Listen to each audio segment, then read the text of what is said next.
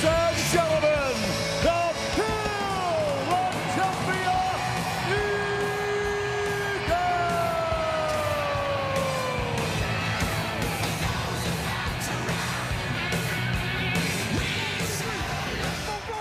The kick is away.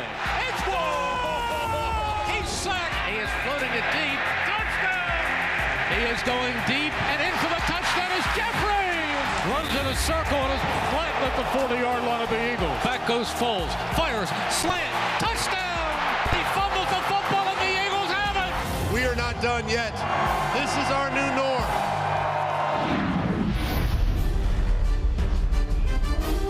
The long wait is officially over. Welcome to Lincoln Financial Field here in Philadelphia as the Eagles begin the 2018 preseason taking on the Pittsburgh Steelers. Hi, everyone. Alongside Mike Mayock, Scott Graham. Yeah, it's been a while since February 4th.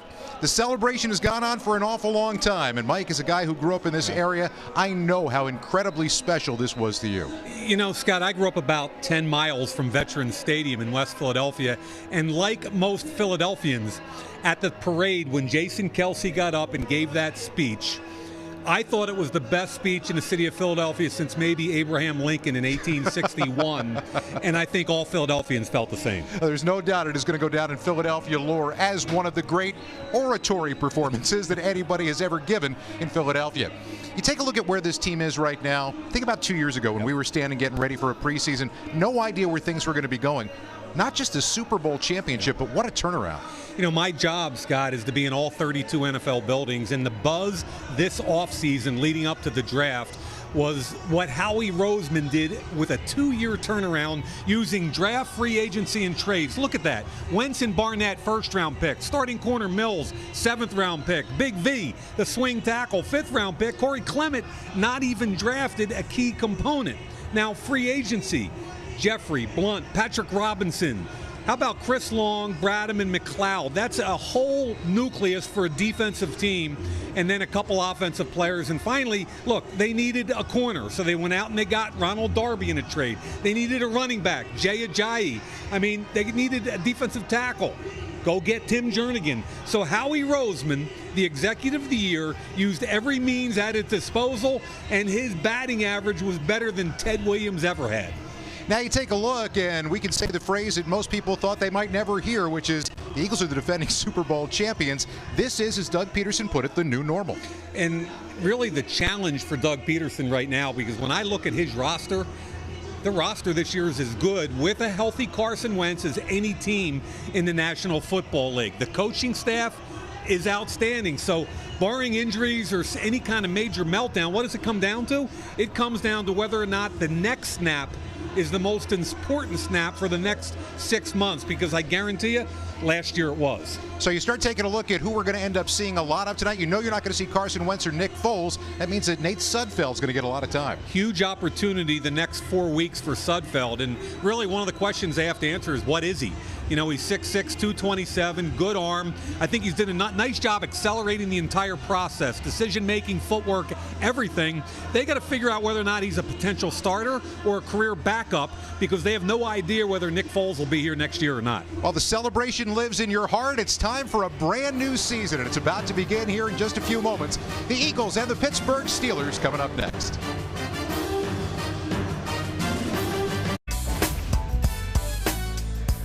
Warm, steamy August night, perfect for a first preseason game, along with Mike Mayock, Scott Graham, and down on the field, the third member of our crew. Probably last saw him with a microphone in front of the Art Museum, Dave Spadaro. Dave? Well, thank you very much, Scott, Mike. A couple things to watch here as the Eagles begin the game on defense. Jordan Hicks at middle linebacker. He missed most of last season. He's back in the middle. And then for the Eagles on defense at cornerback, the battle for the nickel job. Will it be Sidney Jones, who basically had a redshirt season last year? A lot of competition there. Back to you guys. Hey, Spuds, nice ring there, brother. Could not miss that on the opening shot. Wow. Did you take note one arm is hanging lower than the other? Oh, man, is that cool. Jake Elliott, who had a breakout season last year, will kick it away. Steelers won the toss, they'll take it first. Now take a look at this kickoff formation. If you hadn't seen it yet, in the Hall of Fame game. The new kickoff rule, no running starts. This has a completely different look, and I got to imagine, Mike, different strategy that special teams coaches are going to be working on throughout the month of August. Most of the special teams coaches I've talked to at training camps have said they think they're going to be more returns instead of less returns as they all try to figure out. And there's an example. That's kicked high and short on purpose. Henderson's going to take it from just inside his end zone, and great coverage downfield. Only got it outside the 15-yard line after a 16-yard return. Sidney Jones makes the first play defensively. Love that. Sidney Jones, perhaps your starting corner, the first guy down the field making a play. For the Steelers, Landry Jones will get the start at quarterback tonight. Ben Roethlisberger sitting this one out early in the preseason. Jones is thrown for 1,300 yards in his somewhat abbreviated NFL career. James Conner deep back behind him on first down from the 16. That is Conner with the handoff, and he's got room, but a flag down on the play. Looks like it might be in the area of holding. Conner ended up getting himself a good chunk of 8 yards, but I think that's coming back.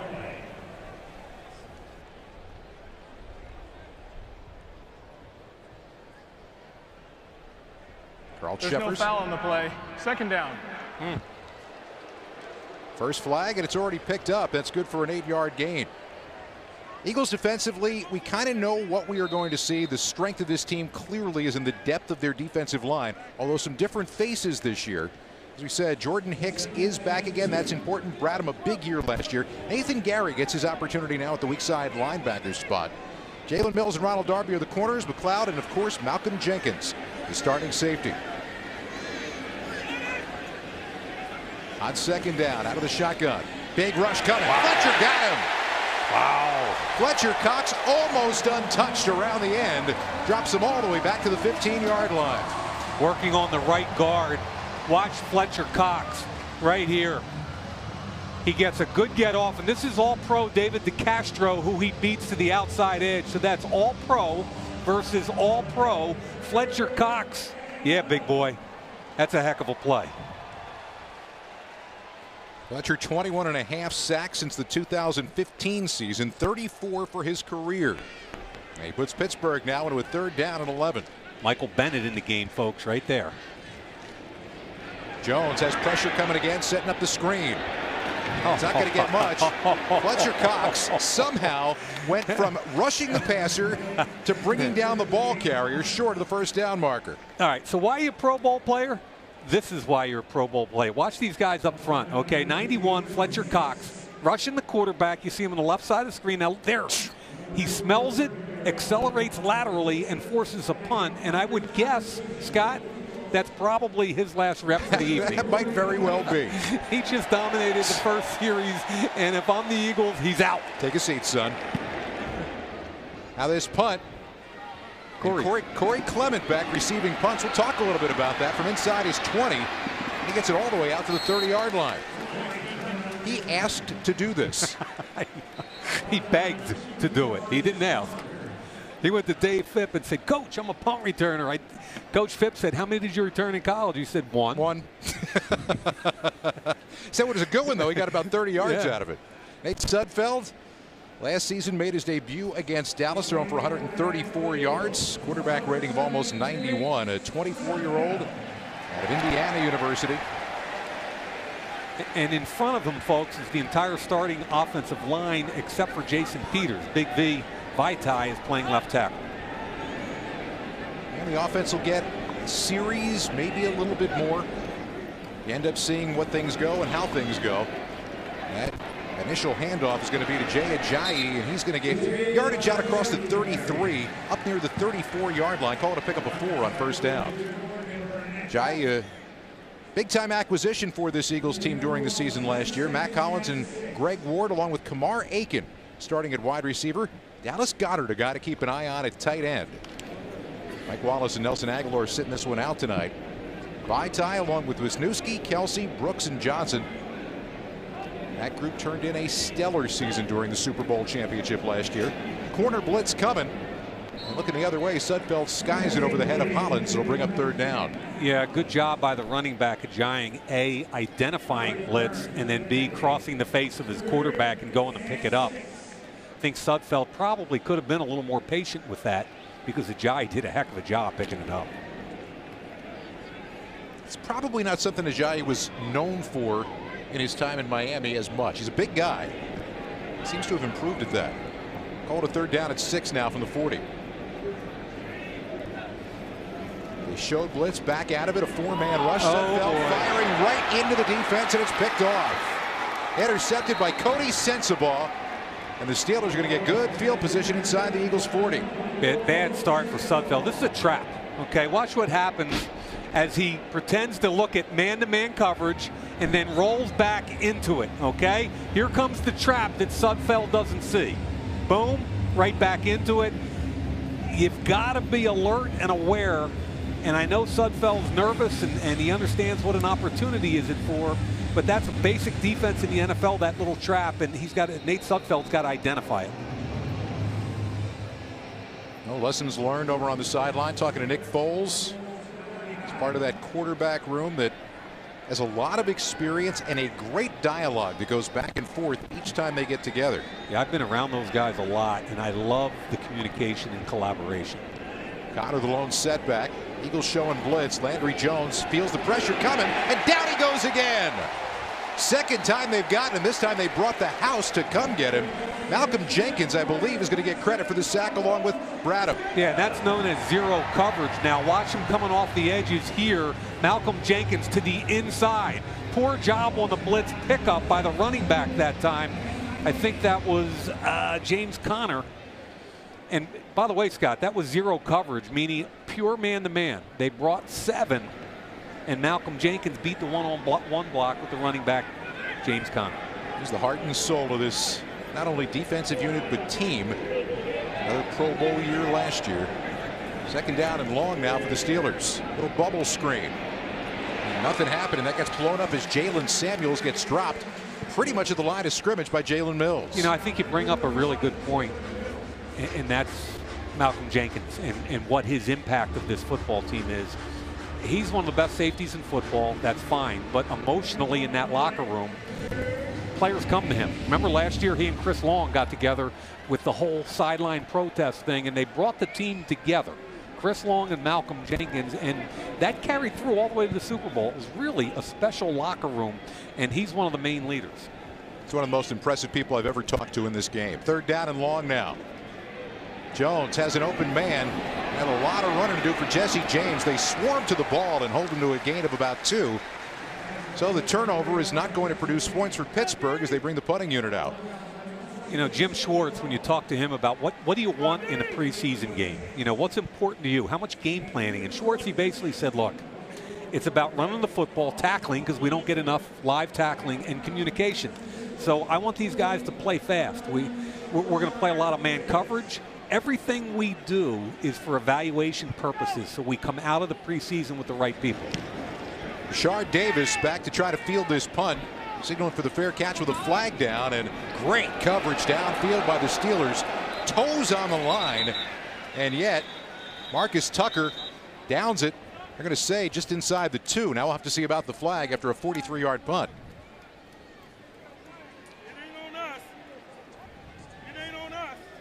During the kick, holding receiving team number 29. Half the distance to the goal. First down, timeout. Eagles will have 98.5 to go when we come back. Fletcher Cox, quick start to this game.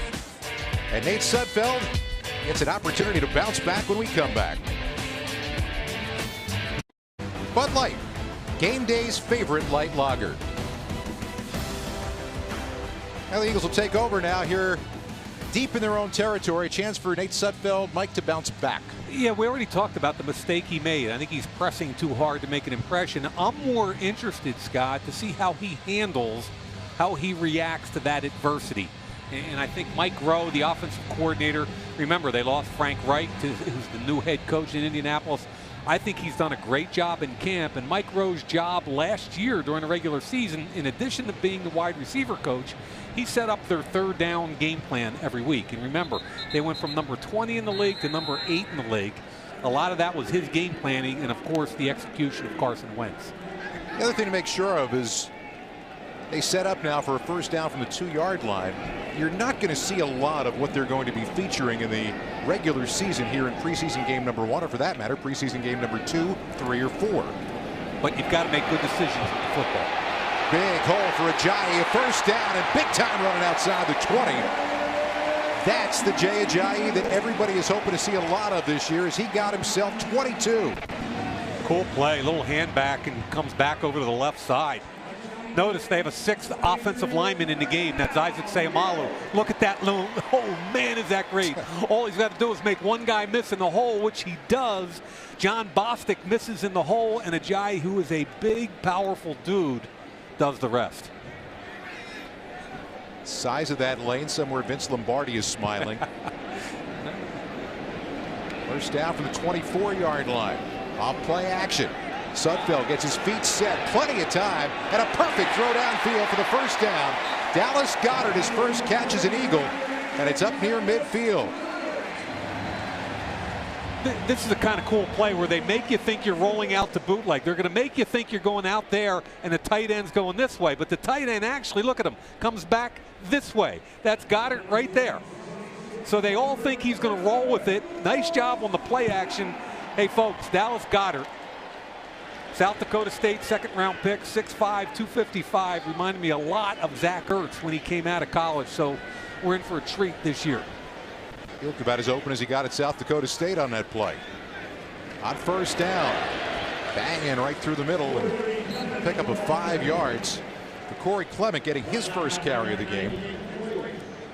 You know, Stefan Wisniewski's the left guard, and you know, they've got an all-pro in Kelsey, an all-pro in Brooks, an all-pro in Lane Johnson. We know how good Jason Peters is, but this Wisniewski kid right here, I mean, people keep trying to give his starting job away, and every year he re-earns it.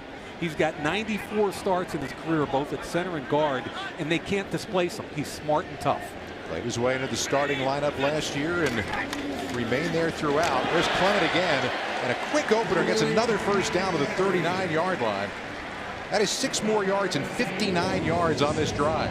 Hey, did you enjoy talking to Corey Clement yesterday? It was a blast. We asked him what the difference was between last year as a free agent rookie and this year, and he said, well, last year I didn't have a car. This year I got a Jeep Wrangler. He's very excited about his Jeep Wrangler. What a good kid. Intelligent, hardworking. Really enjoyed him. A first down from the 39. Sudfeld again with time, and that crossing route right in and out of the breadbasket of Dallas Goedert. I would guarantee you that his eyes are going to leave the football early as he looks to try and run with the football. You got to catch it first. In the slot, that's what he did in college. Always displaced. Wide open. Now look at him.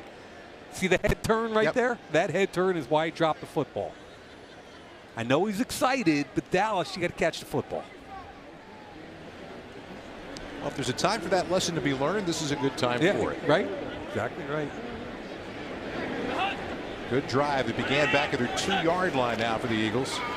Late handoff, and wow, there was just nowhere for Ajayi to go. John Bostic got in real quickly, and they drop him back for a loss of 4. Yeah, they signed Bostic from Indianapolis in the offseason. Remember, they lost Ryan Shazier in one of the most dramatic and awful injuries I've seen. And there's Ryan tonight. He came out with a crutch, and he's walking now. It's great. I talked to Kevin Gilbert, their GM, Scotty, and he told me that he actually jogs a little bit at their practices and carries a crutch just in public, just in case there's a lot of crowd around. But his work ethic and toughness and discipline is mind-boggling. Touching story. It's a 3rd down now. And they're going to stay on the ground. Ajayi, again, nowhere to go. Closed off for him on the outside. That's going to bring up 4th down. Well, they had a cool little drive going, and Goedert, who you see right there, dropped that crossing route, and it seemed to take all the steam out of him. 2 bad runs, back-to-back, and now they're forced to punt. So Cameron Johnston, new punter for the Eagles, going to be a very different look from what everybody remembers seeing from Donnie Jones. Trying to pin this one down inside the 20-yard line. Big leg, not a very consistent directional guy. He's really got to learn directional punting. Trying to pooch that one. Can't get it quite inside the 10, but the Steelers, after a 33-yard kick, will begin from their own 12-yard line here in this first quarter of the first preseason game of the year. Earlier this week, the Eagles family lost a member when former general manager Tom Heckert passed away at the age of 51. Heckert spent 9 years with the organization, played a major role in the construction of the successful Eagles teams of the early and mid-2000s. We're all very deeply saddened, and our hearts go out to his family during this very difficult time. Way too early, way too young, 51 years old. I mean, between him and Tony Sperano, I don't even know what to say. We've lost two really good football people who were really good people. And whenever I ran into Tom Heckert at the Combine, at the Senior Bowl, wherever we were, he would stop and want to just talk ball. He was just a pure ball guy. And he'd look at me and say, you know, how about Calvin Johnson, 4.38 and Parrot shoes? You know, he was just so excited and energized about talking football. And I think the entire league is going to miss him. No doubt. And once again, all of our hearts and thoughts go out to his family. Going back to play, and the Steelers get themselves a good-looking gain from James Conner off the handoff just across the 20-yard line for a pickup of nearly 9 yards on first down. If you remember James Conner, the running back for the Steelers, he had cancer in college at the University of Pittsburgh. Had to overcome that. Very, very dramatic story. Got his feet back under him last year. Randy Fichtner, the offensive coordinator for Steelers, told me that he's probably the most improved player in their training camp. He's been cancer-free now for a little bit over 2 years. Another opportunity. He's got a first down and running over a tackler as he gets it out across the 25-yard line out near the 27. He ran right through a tackle. You called that correct, Scott. I'm not sure. There was a linebacker that had a shot at him. I want to see, because remember, there's a linebacker competition. Who missed this tackle here? I'm not sure which of the linebackers. There's a good cut in the hole. Oh, it's Bosby. We ran over Bosby at the end. The safety, yeah. Jerry got blocked out of the way. Nate Gary, excuse me. Bosby made the tackle. There's a big battle at the linebacker position. Camus, Rouge Hill, Nate Gary. That's a different look from last year, no doubt. And Jordan Hicks back is obviously a very big part of what they're trying to do here. I walked out in the practice field last week and big number 77, Michael Bennett. I've never met him in my life, and he starts imitating me, Scott. From behind, I hear this, Fletcher Cox. He's got a great motor. He can bend. He's a natural bender. Michael Bennett went on for like 5 minutes. Chris Long came over and joined in, and the two of them gave me abuse for a good 10 minutes. Had to feel good. He's a character. He does not shut up, Michael Bennett. And look at that. They're going to let him play. Quarterback's unimpeded. Yep. And up on top. And that's why. That's going to be good enough for a touchdown for Juju Smith-Schuster. Assuming it's an offside call, it's a 71-yard touchdown pass down the left side. And that's a great lesson for the entire Philadelphia Eagles defense. Number 98, defense. That penalty's declined. Results of the play, touchdown. So Elijah Qualls jumps offside. Now you got to play this play as hard as you can, Rasul Douglas. Now he gets run by. Now go get the football.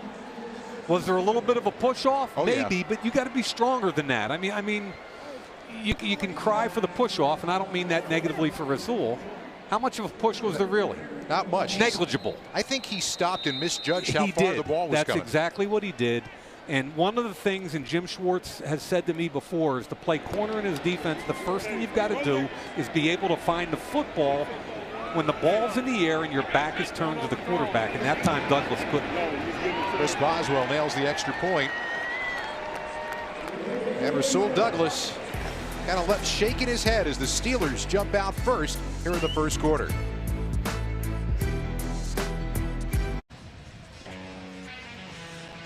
Well, Dallas Goedert thought he reminded people of both Ertz and Travis Kelce. You see him take an inside pitch in college. Now watch Travis Kelce in the exact same play. Option inside pitch, very similar athleticism.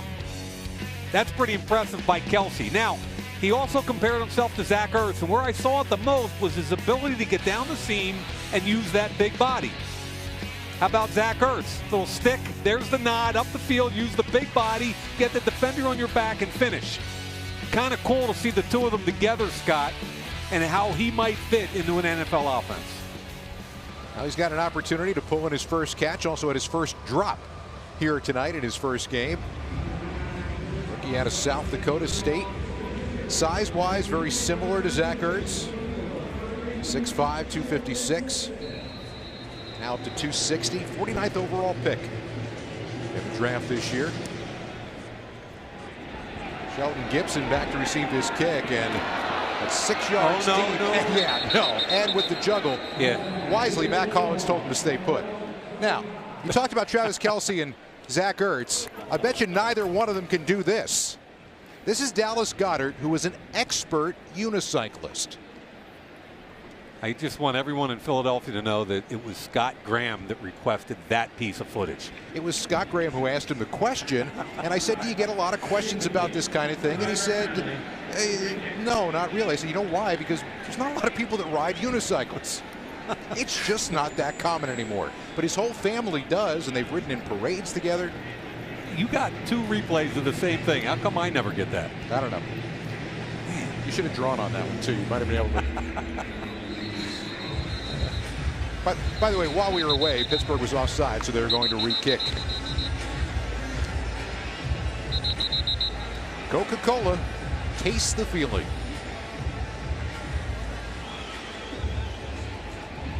By the way, it's also Zach Ertz sits this one out here tonight. It's also Dallas's apology that his name is indeed Dallas. He was named Dallas because his dad liked the Dallas Cowboys, but that's all behind him. So don't take that into any consideration at all. But how cool and ironic was that on draft night when David Akers got up to announce the 49th pick in the draft for the Philadelphia Eagles in the city of Dallas. They traded up to get ahead of the Cowboys, who needed a tight end. And who did they draft? Dallas Goedert. Really cool. He said it was a great speech by David Akers, but he was saying to himself, you know, I know he's saying my name. I wish he could kind of get to the end and just say my name. Yeah, I want it official. Okay, let's see what happens on this kickoff. Great opportunity. And getting to the outside, breaking a tackle. And Shelton Gibson, a good return on the short kickoff. And that's going to be the interesting thing, I think, Mike, in the preseason, is that you're going to see the short kicks, you're going to see the long kicks. Teams have to figure out what they're going to do with no running start for the kick coverage team. And when you get a penalty like Pittsburgh did, now it really penalizes your back with no running start. If you looked at that kickoff return, he was unimpeded to the 20-yard line. Yep. And by the way, kickoff returns and punt returns are big opportunities. Shelton Gibson took advantage right there. You're going to see Rashard Davis tonight. Can he take advantage? We all know Sproles is the guy, but who's up next? Sudfeld, who is 1 out of 4 so far. A good-looking completion to Goedert. The Eagles out at the 36-yard line. This is Clement sweeping near side. A stiff arm as he picked up an extra yard or 2 before going out of bounds up to 43. Showed a little speed there to outdistance Anthony Chickillo, the outside linebacker who Vaitai was engaged. And I think Corey Clements, you know, he's going to make the team. And a year ago, the kid wasn't sure if he was going to make the next practice. He's an undrafted free agent. I'm stunned he wasn't drafted a year ago, just like I'm surprised Josh Adams wasn't drafted this year. Rookie out of Notre Dame. Great job by Roseman and Douglas and company again with an undrafted free agent. Lots of options on second and short, but it's back to Clement. Cut back running. And Corey Clement into Steelers territory for a first down at the 48. Watch what the ghost motion does to the backside guy, okay, right here, Chickillo. So the motion comes right here. He's got a hold. Watch what the cutback does now for Clement. Boom. Oh. Great job in space against Matakevich, the former Temple Owl, number 44. So the ghost motion holds the edge protector, and then Clement beats Matakevich in the hole, and you get a big play.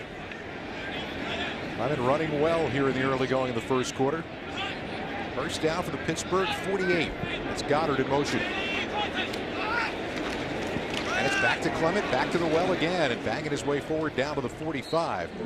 Clement told us that he got together over the course of this offseason with a bunch of his old friends. Of course, he's from Glassboro. He said a group of guys who's been together and been friends since about the 4th grade.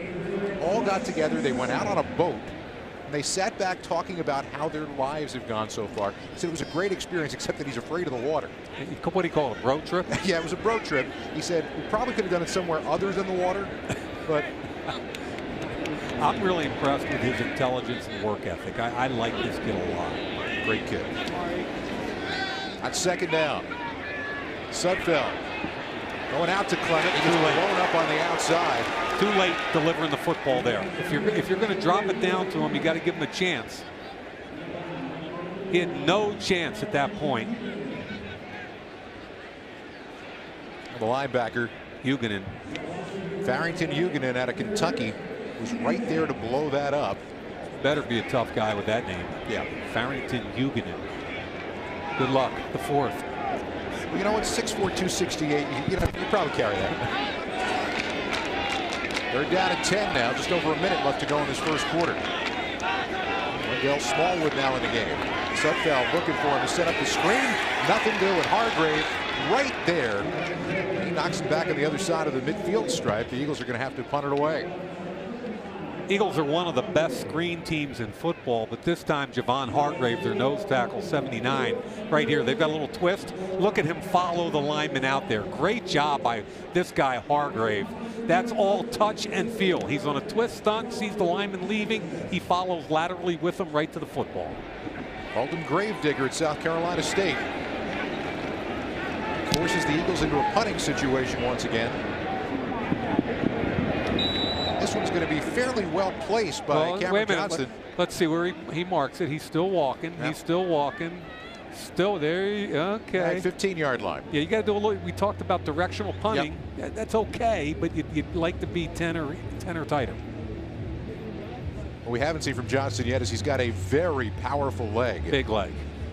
Jake Elliott said he might be the most talented punter that he has ever seen in his career in terms of just pure ability to kick the ball. He was in camp last year. Remember, they cut him at the end of training camp. He's an Australian. He can do that Australian kick. He's got a big leg, but he needs more consistency with the directional. 31 seconds left to go in the first quarter as the Steelers take over at their own 15. Quarterback in the game for Pittsburgh. And a run through the middle. Going to pick up a couple. Gatorade. Carbs to refuel, electrolytes to replenish. Good job by Destiny Vial that time, the defensive tackle. He had a good camp last year. Remember, Jernigan not back off the non-football injury list yet. As we said, there's some changing faces along that defensive line for a number of reasons. You're going to see a lot of them, including Haloti Ngata for the first time in an Eagles uniform tonight. 1 quarter down. Pittsburgh Steelers on top by 7. Welcome back to Lincoln Financial Field, the home of the Super Bowl champion Philadelphia Eagles. I'm Dave Spadaro, and you see this ring here? Well, there's a lot of rings and other great jewelry available. It's our Eagles official fan jewelry collection. It's a Super Bowl championship celebration. Shop for the exclusive limited edition of finely crafted jewelry at jostens.com/Eagles. It's pretty sweet, isn't it, guys? You know, you told us you had a hand injury on that right hand. It looks just fine from here. It does look so sweet, doesn't it? I think he pulled the hamstring because he was carrying the extra weight. No doubt. What a beautiful piece of jewelry. Start of the second quarter now. Joshua Dobbs, new quarterback for the Steelers, got a 2nd down and 8. And rolling to the near side. In some trouble. And he gets tripped up by Goedert Hill and knocked back. Well, maybe got himself about a yard scrambling to the near side. And that's who Goedert Hill is kind of a hybrid safety linebacker. Became one of the best special teams players on the Eagles a year ago. He and Nate Gary are in a battle for that 3rd linebacker job. And kind of interesting, Scotty, because when you look at that will linebacker position, all 3 guys are former safeties. Nate Gary at Nebraska, Kamu Goedert-Hill, and Asante Brown, the rookie from Western Michigan who won't play tonight. But that's what the NFL has become. That position has become a hybrid. 3rd down. And Dobbs firing. Catch is made, but well short of 1st down yardage. And he took a beating, too, and Fletcher Cox was in there again. I think Bennett was in there. I'm surprised that they're playing Fletch this long. But Dobbs got beat up there with a real good push by that Eagles front.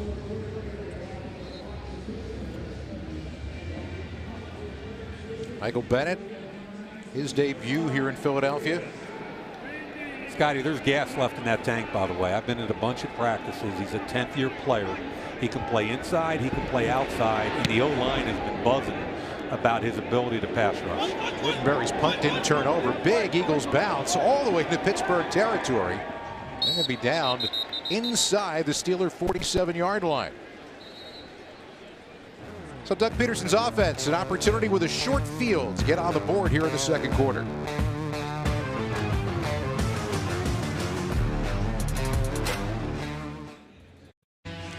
Kind of a mixed bag tonight for Nate Sudfeld. Started off poorly, threw an interception on a trap zone defense that he should have seen and identified.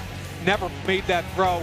Like this throw, bootleg throwback to the rookie tight end Goedert, who made a nice play for him. So he starts out 3 for 6. Goedert had a drop on a play that would have made it 4 for 6 for some more yards, but really more interested in how he reacted to that initial interception on his first throw, and I think he's trying to battle his way back right now.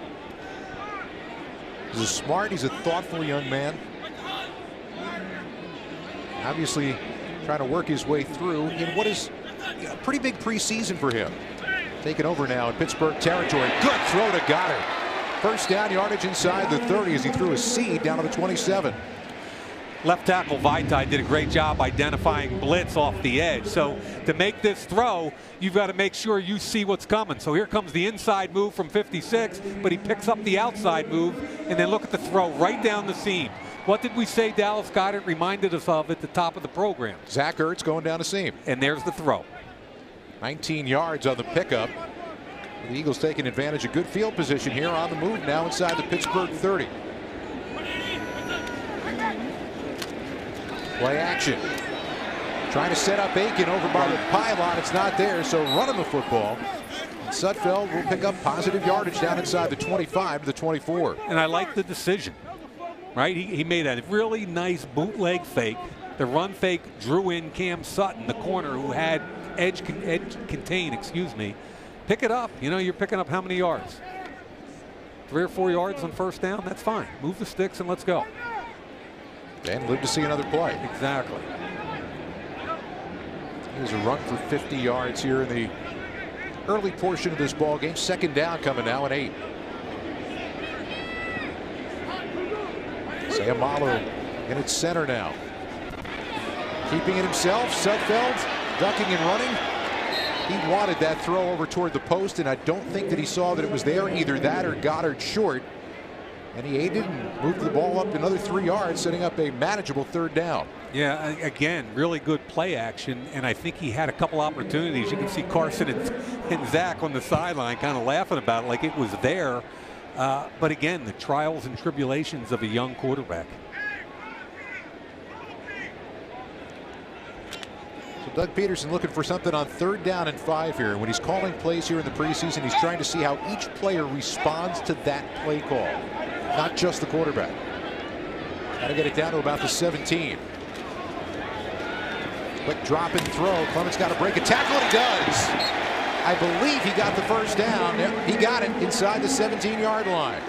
He's really a nice combination of quickness, toughness, and an ability to drop. Watch him drop the pad level under Sensabaugh, throw him off, and get the first down. I mean, he had 4 catches for 100 yards in the Super Bowl, including that huge catch towards the end of the game. Ending a dream season for a guy who wasn't even sure he was making the team last year. Well, the Eagles on the move now. 4 minutes into this second quarter. That's Smallwood right through the middle, and he'll get a couple down to the 15. 2 rookies trying to lead him through the hole on a little counter play. Matt Pryor, their 6th round pick from TCU, was in, and Goedert again. And you know, it's funny, Scott, I told Zach Ertz early in camp, I said, you know, there are a lot of similarities between you and that rookie tight end. He goes, yeah, like what? I said, neither of you would block anybody in college. He wasn't very happy with that assessment. But he also did have something to say about that. On second down, Sudfeld and a duck. Now throw, got it, touchdown!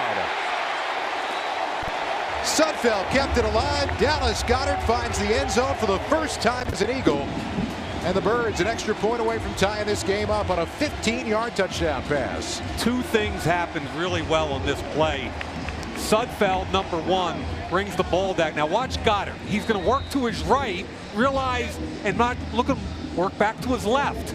So that's a rookie making an adjustment. And the quarterback hanging in there. Here he comes to his right, and now he's coming back to his left. He finds a dead spot in the zone, and Sudfeld this time had the patience to wait for it to develop and then throw a strike.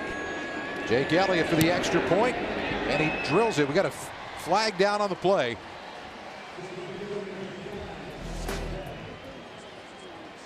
But Sudfeld extended the play. Outstanding.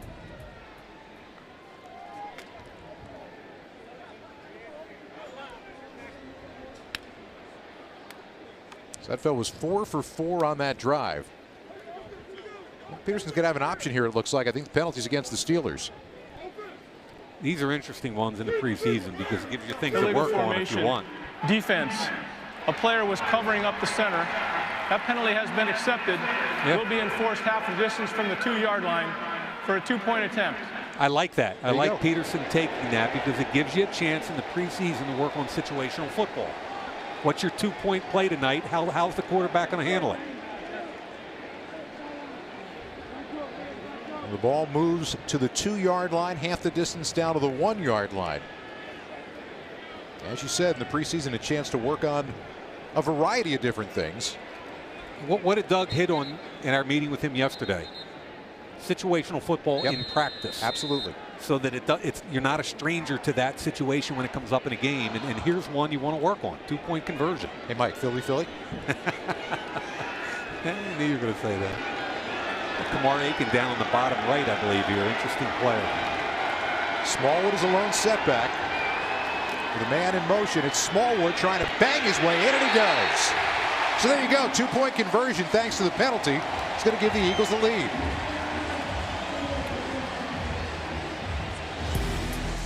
Working out well for Sudfeld. 4 for 4 on the drive, including his first touchdown pass of the preseason. NRG is the official energy provider of the Philadelphia Eagles. So an impressive drive for the Eagles. They ultimately take the lead after the short punt. Drive summary brought to you by Geico, saving people money on car insurance for over 75 years. 6 plays, 46 yards, 3:06 on the clock. Dallas Goedert with a 15-yard touchdown. The 2-point conversion resulting in a 1-point lead. Goedert looking pretty good, man. Looked awfully good.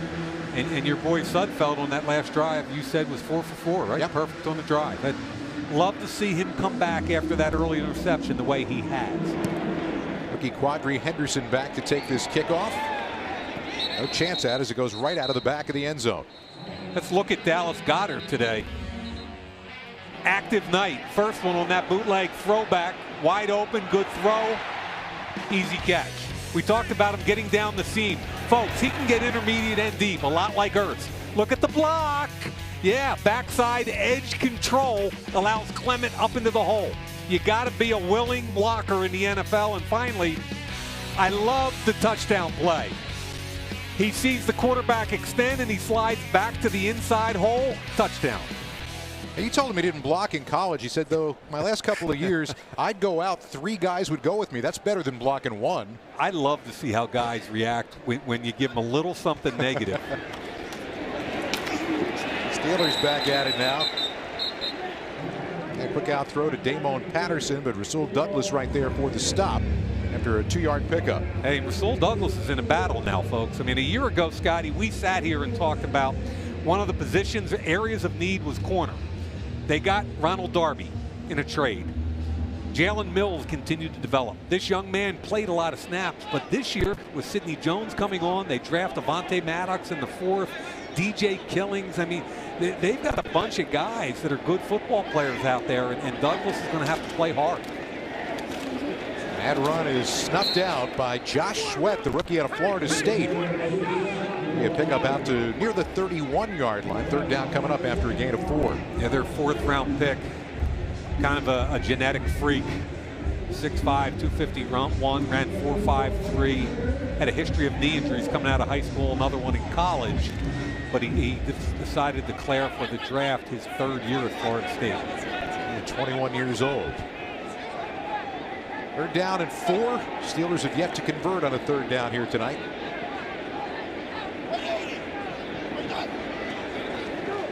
Off the snap, Dobbs a little bit of time, throws, but right there with him was Douglas all the way through, and now you got a hit. Oh, here comes the helmet-to-helmet on Sidney Jones. He was playing nickel and had the hit from the outside in, and we're going to look here. Let's see if he dropped the head. Drop the head. As soon as you drop the head now, the new rule is that's a penalty. The whole key to this, foul, folks. lowering the head and initiating contact with the helmet. 15-yard penalty, automatic, 1st down. The whole key to this thing is that you have to see what you hit. If your eyes are up and you see what you hit, they can't call the penalty. But if you drop that hat as an offensive or a defensive player, especially in the preseason, they're going to throw the flag every time. And that's clear cut there, Scott.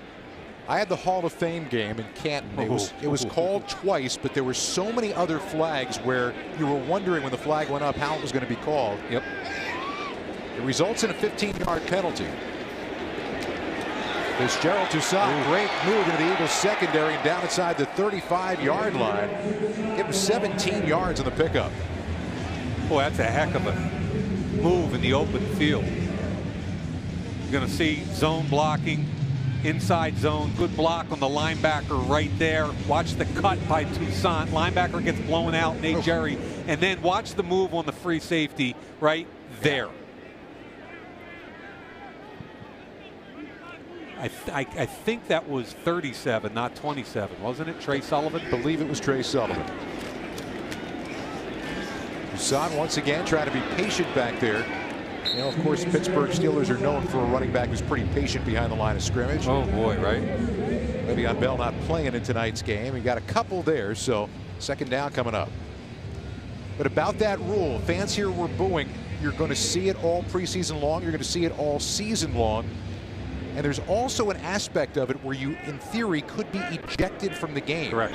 A lot like the college game. Yep. It's reviewable. Got to be so careful now.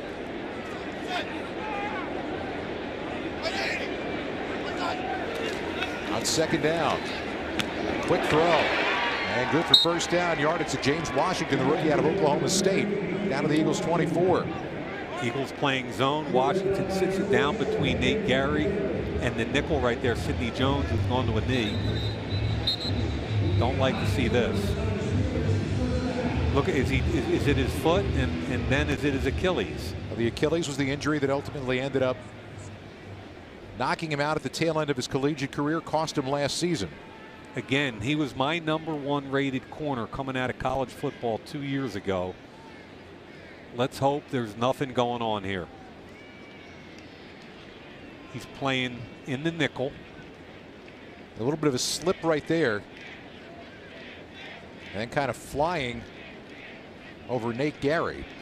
I hate to speculate. All I can tell you is that the Achilles injury after his college season knocked him out of the 1st round. The Eagles were fortunate to get him in the 2nd. And I hope and pray this young man's fine. Played 29 snaps in the last game of the year against the Cowboys in his debut last year, walking off here under his own power. That slip right there, I've got to wonder whether it was that, not this. Right, right. And he's up and walking off the field, which is the best news yet. Very talented young man, still just 22 years old. Remember Marcus Peters? Sure. Been a perennial all-pro corner at Kansas City. Now he's moved on from KC, but this young man followed him at Washington, and I thought he was every bit as instinctive, quick, and tough as Marcus Peters. That's saying something. 1st down for the 24. Yep. Dobbs. Inside the 10. Joe Osman, where are you, buddy? Joe Osman, the rookie out of Central Michigan, whose tape I absolutely love. Watch him right here. Action goes this way. Joe, don't turn your shoulders perpendicular like that. They have to stay parallel, and you got to be aware of the quarterback. He did not realize that Dobbs had the ball, even after Dobbs got behind him. As soon as you turn perpendicular, you're done. Good tackle in the open field. So 1st and goal now from the 6. Drive that was aided by that big penalty. Usad, nowhere to go. Late flag comes into the pile after no gain on first down. That was really late, especially from a back judge. Came all the way from the back of the end zone. Okay, that Doug Peterson. Holding, number 98. Defense, half the distance to the goal, automatic. First down. No, it takes it from the 6 to the 3-yard line. Elijah Qualls called for the defensive hold over the center. I think that's him right here. Yep. And what he's doing is he's got, believe it or not, his right arm is holding onto the center so that he can't get out to the second level. Defensive tackles are taught to do that in the NFL. If you get double teamed, don't let one of the guys slide up to the second level. That time, big Elijah got caught. First and goal from the 3. Toussaint trying to get to the goal line. He's going to be about a half-yard shy. Time winding down quickly here in this second quarter. 5.5 minutes to go till halftime. And the Steelers knocking on the door, retaking the lead as Sidney Jones gets looked at over on the Eagles sideline. Shoes going back on, not off. Right? Yep. That's good.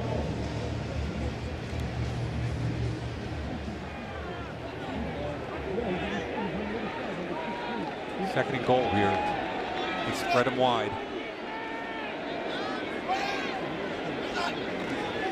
Option. And that throw of that pitch out to Ridley is blown up by Goedert Hill. Drops him back for a loss to the 5-yard line. Just down the line option. And Goedert Hill, they're going to move this way. Goedert Hill off the screen, does a nice job reacting. Stick your foot in the ground, chase him down. You know, if Dobbs had put his left foot in the ground, he had a touchdown. Agreed. I'm not sure Dobbs is looking to get hit here in the preseason. Likely no. He's a smart guy. He was an aerospace engineering major at Tennessee. Brilliant kid. I interviewed him before the Senior Bowl or Combine, I forget which, but he's really a smart, fun kid. Got a challenge flag that's been tossed now.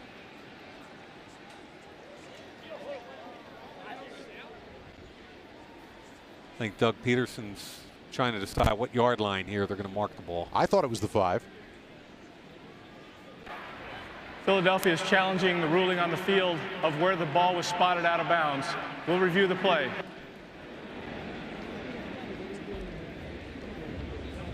Well, Doug and I saw the same thing. It's going to be the difference of a yard one way or another when we come back.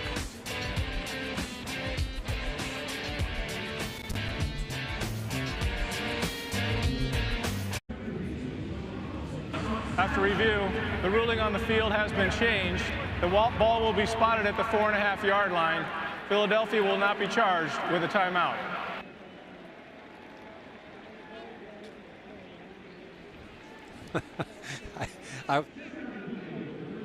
The wall.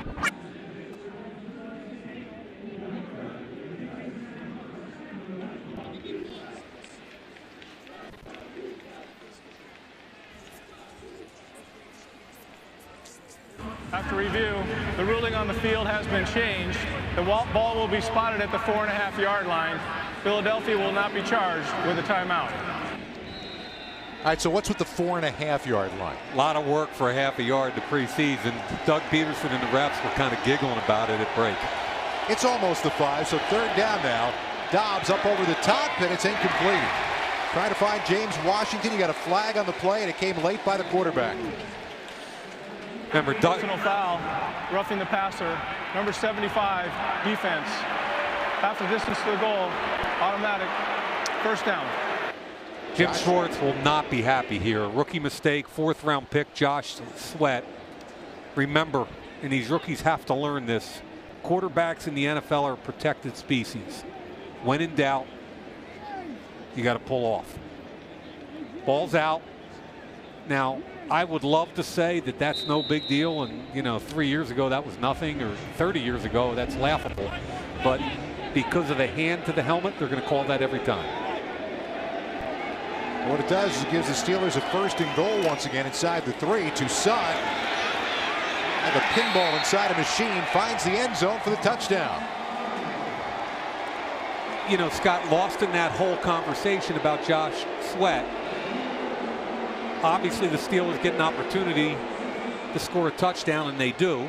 Good blocking inside, makes you miss at the point of attack. But lost in all that, Scott, is that Rasul Douglas made a nice play. And that's what the coaches don't really care that much about the final score. Rasul Douglas, who did a bad job early on the long touchdown pass, did a nice job in the corner of the end zone on James Washington. So when you're evaluating the tape, yeah, Josh Sweat, bad job, but Rasul Douglas, really nice job. Well, the Steelers now, up by 5, are going to go for 2 themselves. Dobbs working out of the shotgun. Toussaint again. Looked like he could walk in. As it turns out, he does get in. Just over the goal line for the 2-point conversion. 2 big penalties on the drive. The last coming against rookie Josh Sweat, which kept the Steelers an opportunity to get in front. And a big whew. Sidney Jones comes out of the game, but he's just got a left ankle sprain. They taped him up. He ran a little bit up and down the sidelines, and Sidney Jones expected to go back in the game. So no problem with the Achilles tendon, and the Eagles breathe a sigh of relief. Oh, boy. That is awfully good news. Huge, huge, huge. Remember, this is him on the play, playing nickel and zone. Slips a little bit right there. I'm not sure if that's where it occurred. Certainly could be. Looks like it. The net effect, though, is no problem. Talking to Doug Peterson, as we were talking about with this team, the new normal, and the fact that this is a team that might be built not only for right now, but for, you know, a few years into the future and to come. And what he said to me was, Scott, that's all true. Then you look down at individual guys, and are they going to be healthy? Are we going to lose individual players for extended periods of time? That's what you don't know. Gibson, room to run outside the 30. Good field position now with 4:11 to go in the half. At Santander Bank, we want you to prosper. That's why we treat you and your money with respect. Learn more about how respect adds up at Santander by visiting santanderbank.com. Good field position again for the Eagles after a kickoff. And remember that they kicked that short on purpose. Both teams are trying to get a look at these new kickoff rules. Scotty, you touched on the kickoff team and the lack of, you know, where they have to start from a static start. Remember, on defense, no more wedges. Spacing is completely different. And I think the special teams coaches are trying to get a feel. Well, Sudfeld a chance now to try to lead a scoring drive late here in this first half as he starts from his own 30-yard line. Stands in with the rush coming. He goes to his security blanket. Obviously, he likes Dallas Goedert. Right back to him again for a gain of 6. Hey, if you think down the road a little bit, if this kid develops, think about what could be on the field at the same time. This kid Goedert, Zach Ertz, Alshon Jeffrey, how about Darren Sproles, Carson Wentz, and you look at the matchup issues the teams are going to face. I love the fact that Goedert and Ertz have the kind of matchup abilities that they do. I think the Eagles offense can be so dynamic this year. That's not even mentioning when Nelson Aguilar can go out of the slot. Correct. There's a throw. Ended up mistiming with the receiver as he tried to get it to Treggs. A second interception as Cameron Sutton picks off Sudfeld and returns it to the Eagle 35. Now, I'm not sure this is on Sudfeld. I want to see what Treggs does with the corner. I don't think he protected his quarterback here. On the outside. Now you got to come back. Oop.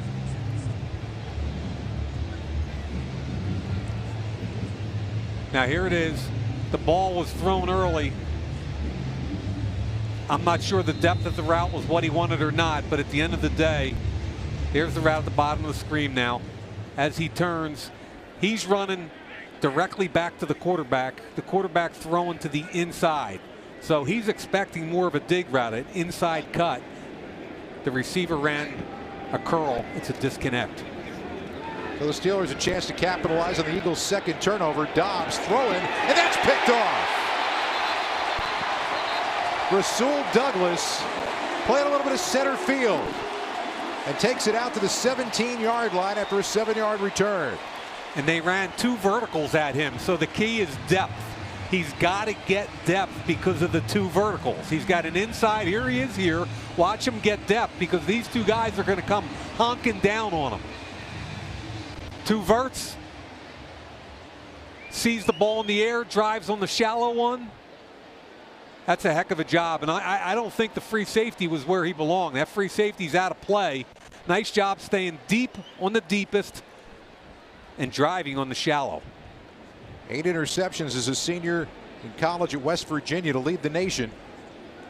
And he goes and gets it, takes it right back for the Eagles with 3:15 left to go in the half. Good job by him. The two guys, I mean, we talked about the quarterback Sudfeld coming back from the early interception. How about Rasul Douglas? Got beat deep, come back and made a couple big plays since then. On the run, it's Smallwood. And room to run to the outside for first down yardage across the 30, out near the 31. A pickup of 12 yards on the carry.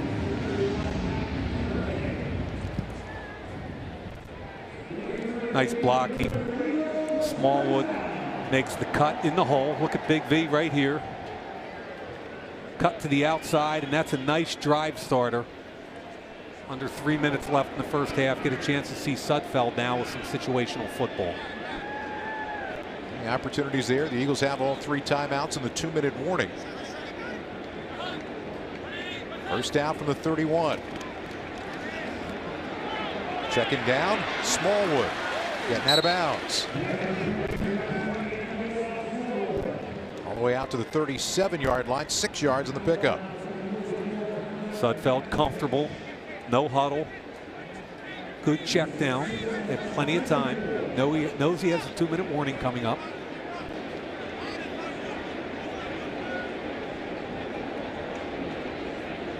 Second down and 4. Linebacker blitz coming. Sudfeld's got it one-on-one. And there it is. Touchdown. Shelton Gibson straight down the right sideline for 63 yards.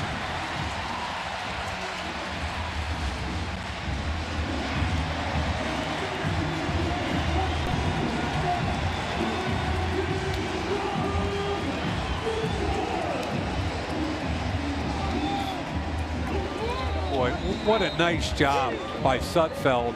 You think they're not going to take a shot, but Shelton Gibson runs right by Phillips. Great throw. That's a speed mismatch right there, and the quarterback trusted his wideout and put it on him. Typically in the 2-minute drill, you're seeing a lot of stuff underneath. They take the deep shot, and it pays off. And the extra point is good with a flag down on the play. For right now, it's tied. Shelton Gibson averaged 23 yards per catch his last 2 years in school. Second best in America. The issue was never his speed. He flat out flies. The issue is whether or not his hands are natural. I think we just got the same situation that happened the last time the Eagles tried an extra point. Got a penalty coming, and Doug Peterson's going to take it again. Illegal formation. Number 69 defense was lined up over the snapper. Philadelphia has accepted the penalty at the 1. It'll be enforced half the distance to the goal to the 1-yard line.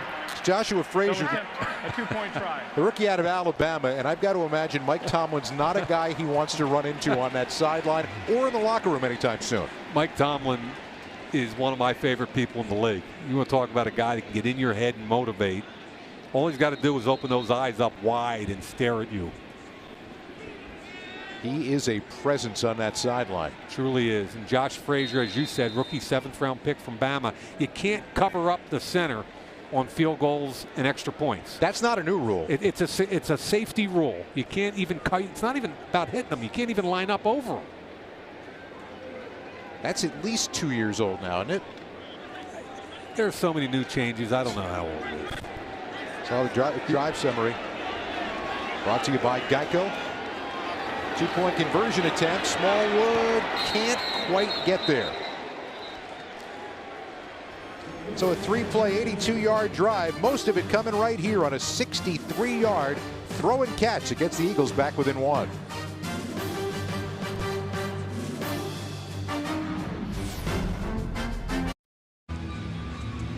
Coming up at the half, Dave Spadaro sits down with Eagles owner Jeffrey Lurie to reveal the 2018 Eagles Hall of Fame inductees. And we'll review the stats and storylines in the first half. You know, an interesting day for Sudfeld. And that was what most of the conversation's been about. Obviously, I didn't like the first throw. Trap defense, he throws right into it. He knows better than that. But he came back from that. Extends the play. Nice throw to Goedert for a touchdown. Now, I don't think this throw is on end. The receiver came down his stem instead of going inside. And I love this. Pre-snap, he knew he had one-on-one with Shelton Gibson and no safety help. He took the shot, and I'm convinced, Scott, he knew pre-snap where he was going with that. Mismatch on the edge, and he put it right on him. He dropped it right in a bucket for him, and 2-point conversion no good. Sudfeld now 9 out of 13 for the Buck 33. Couple of picks, couple of touchdowns. We'll see whether or not that could be the end of his night. Joe Callahan's going to be seeing some time at the quarterback spot in the second half of this game. Quadri Henderson, 5 yards deep, will take a knee. With under 2 minutes to go in the half, Steelers have all 3 timeouts. Now Joshua Dobbs start him out at their own 25. Shelton Gibson, big night. Feel awfully good. You know, not just that pass, but the kickoff returns. And he needs a really good preseason. Everybody knew about what he did at West Virginia and the vertical and the speed, but he's not a natural hands catcher, and he's got to show people, A, he can make plays, and B, how much of a help can he be on special teams? Is he a core special teams player? Is he a return guy? So far, he's answering a lot of those questions in a positive way. First down for the 25. Dobbs firing. He's got himself close to first down yardage from Marcus Tucker. Probably about a half-yard shy up near the 35.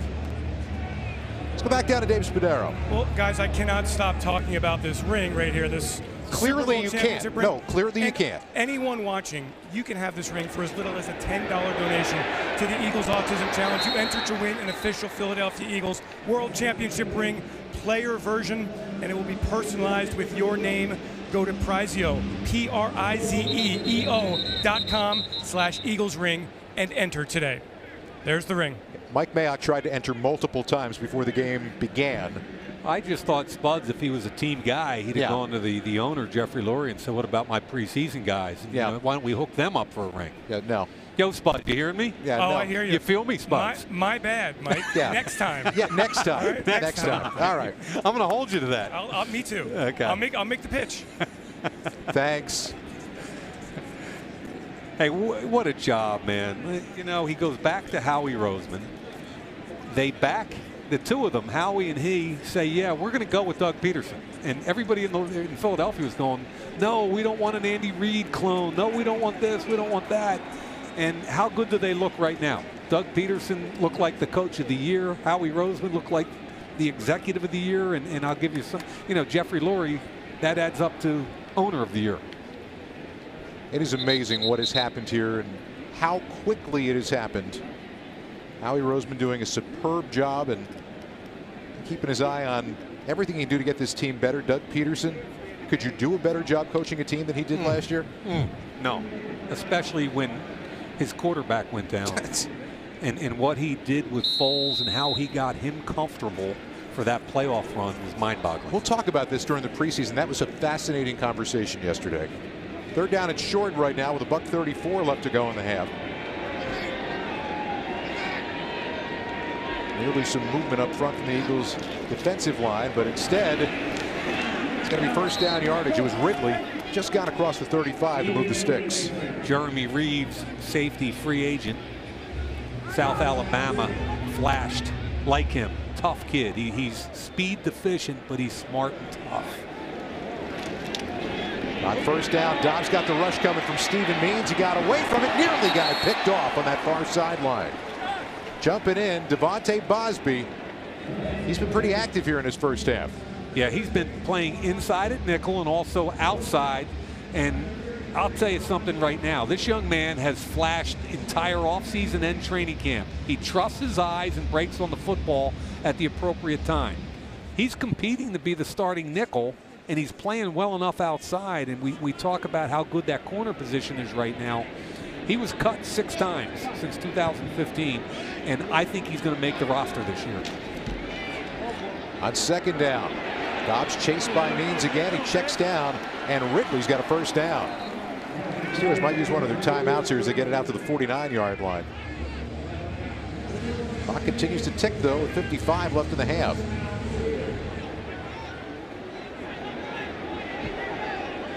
Credit to Dobbs, got his team to the line of scrimmage quickly. Oh, that is a near touchdown going the other way for Bosby. And Scott, I'm telling you, he's been doing this throughout OTAs, mini camps, everything. He's making plays. Look, it's a flat-footed read, which means he doesn't move his feet at the snap. He stays flat-footed, reads the quarterback, sees three-step drop, ball out, and jumps it. That throw hits Washington in between the numbers. That's a touchdown the other way. The other way, exactly right. 44 seconds left in the half now. It's second down and 10. They double move him. They tried to double move Bosby, and it was no problem. So that's what you do, right? When a guy jumps a couple routes, you say, okay, young man, now you're going to get Washington. He's going to go here and up. Bosby's laughing at him. He's going, come on, Rook, you got to have something better than that. Nah, I see it. No, that's not even close. Good job by Bosby. Anticipated it. Nice job, young man. Steelers using the second of their 3 timeouts. They'll have 1 remaining with 36 seconds now to go in the half, and a third down coming up here.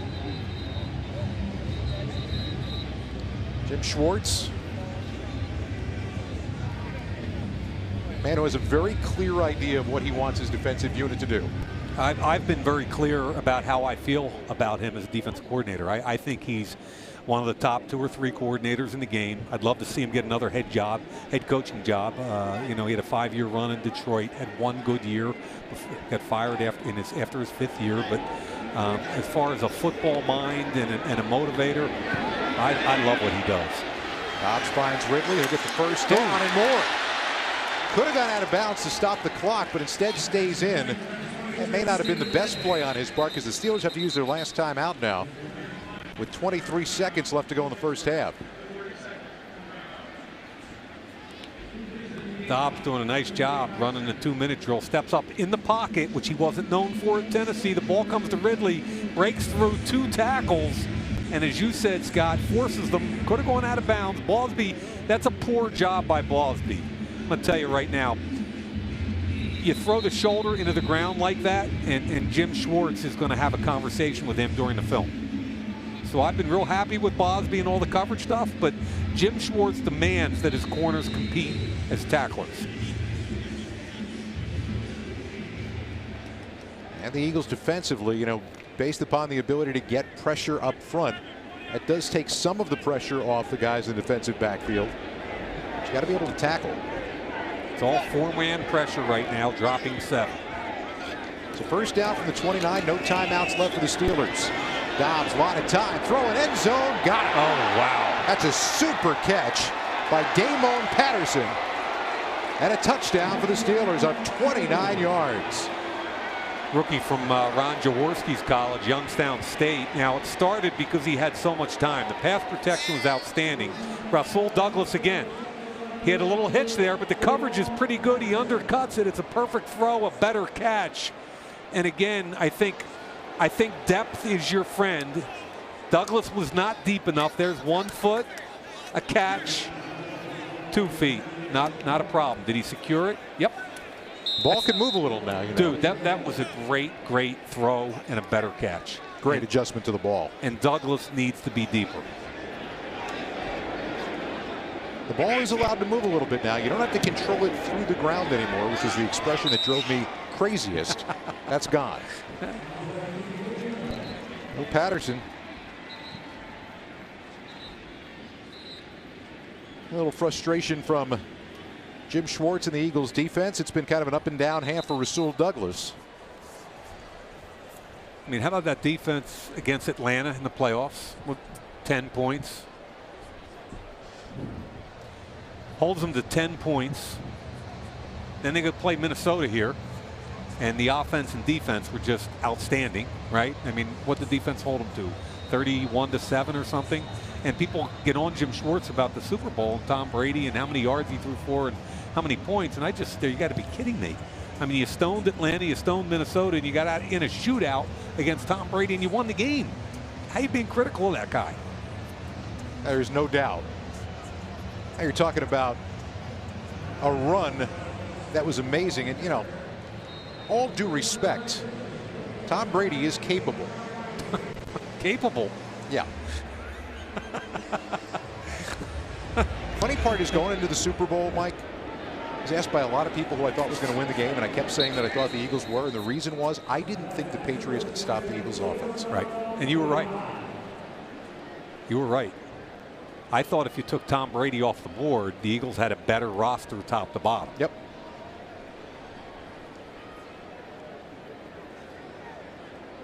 So 18 seconds to go in the half, and hey, you've got the 3 timeouts, but unless there's something to really hit big here right now, you've got to imagine this would be a fair point to take a knee. I think this has been a fun half of football, and if the whole point of preseason is evaluation, we've got a lot of guys to talk about. You know, Rasul Douglas has been up and down. Goedert's had a heck of a half. The quarterback Sudfeld mostly good. There's a lot to talk about. No knee. I don't think that's Doug's style. You gonna let it run out, or is he gonna call a timeout? He's calling a timeout. Of course he is. He's trying to get snaps for his offensive players. Situational football. Shard Davis got that completion. Doug wants to call another one for Sudfeld. When you start talking about evaluation, and you know, you played the game, you've been around it for such a long period of time, this sounds like a rhetorical question. Is it possible to get enough reps in pads and helmets for a coach to see for a lot of these guys? I think when you combine it with training camp and OTAs and mini camps, and I think the totality of the work is really what it's all about.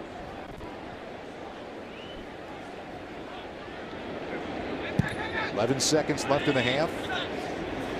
Sudfeld, another opportunity, a little bit of time to throw. Now the pocket breaking down.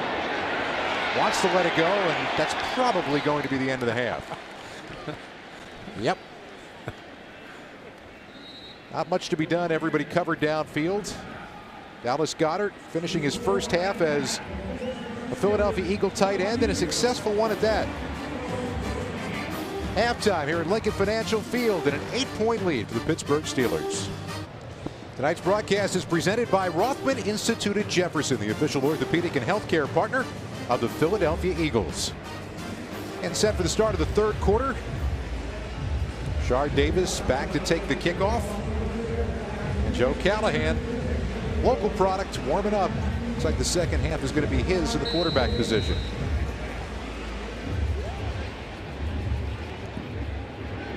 And this one is the shorter version of the new kickoff style of a 5-yard line. And Davis with a flag coming all the way from midfield into the middle of the pack. Gets out across the 25 to the 26. Gonna be a hold.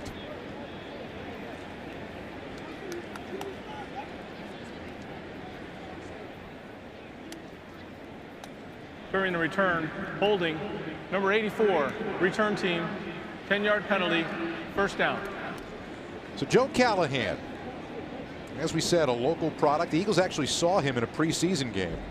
Had his first career game in week 17 of last year in actual NFL regular season action. Interesting kid. I spoke with him after practice the other day. You know, he might be 6'1". I don't think he is, but he says he is. 215 pounds. Holy Spirit High School outside of Atlantic City in Muskegon. Has his team at the 11-yard line for first down. That's a good way to get early yardage. A fumble, but recovered immediately by the Eagles. Treg's got on it. Yeah, and that's a poor job by Smallwood. You could see it from distance, carrying the ball the way he was through the hole. Really good blocking up front. Now, when he makes the move right there from the blind side, he got hit by, I believe it was right there.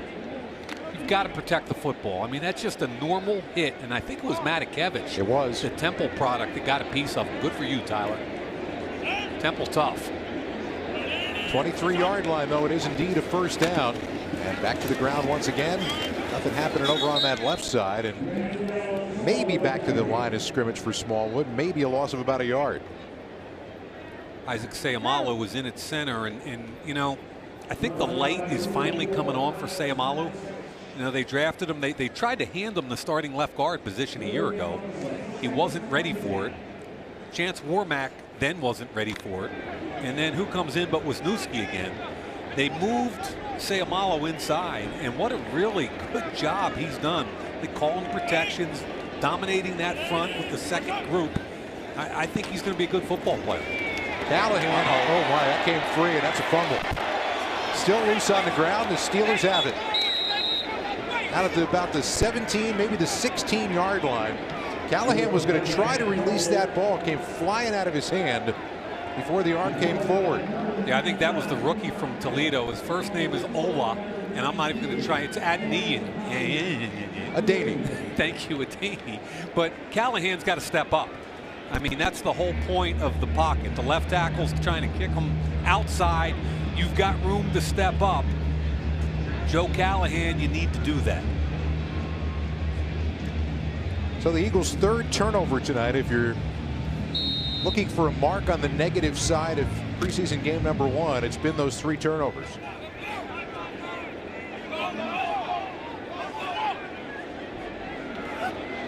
And Mason Rudolph, the rookie from Oklahoma State, now in a quarterback, nearly tripped or got tripped by one of his linemen on the snap.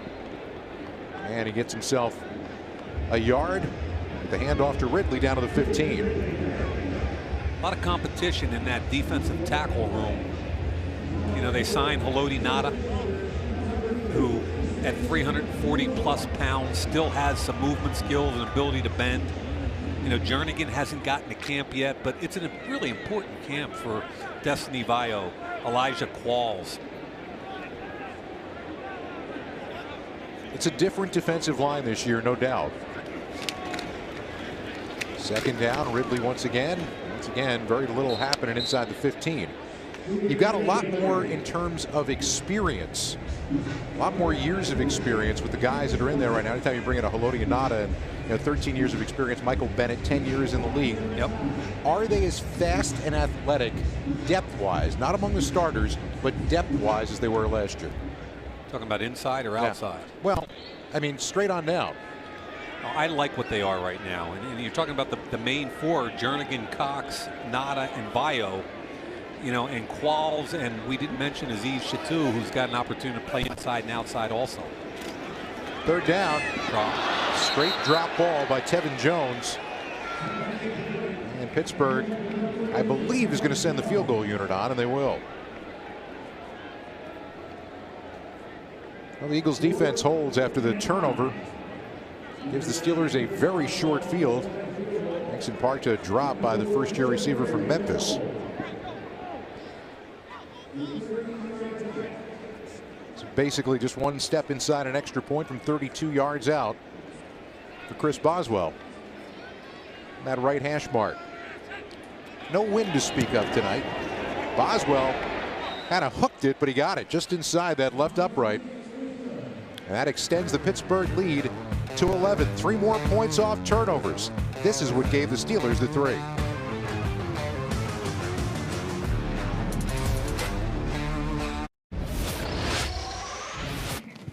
Here. So it turns over. You got to get it up and over to backer here. Keep your, don't tilt. Shoulders level.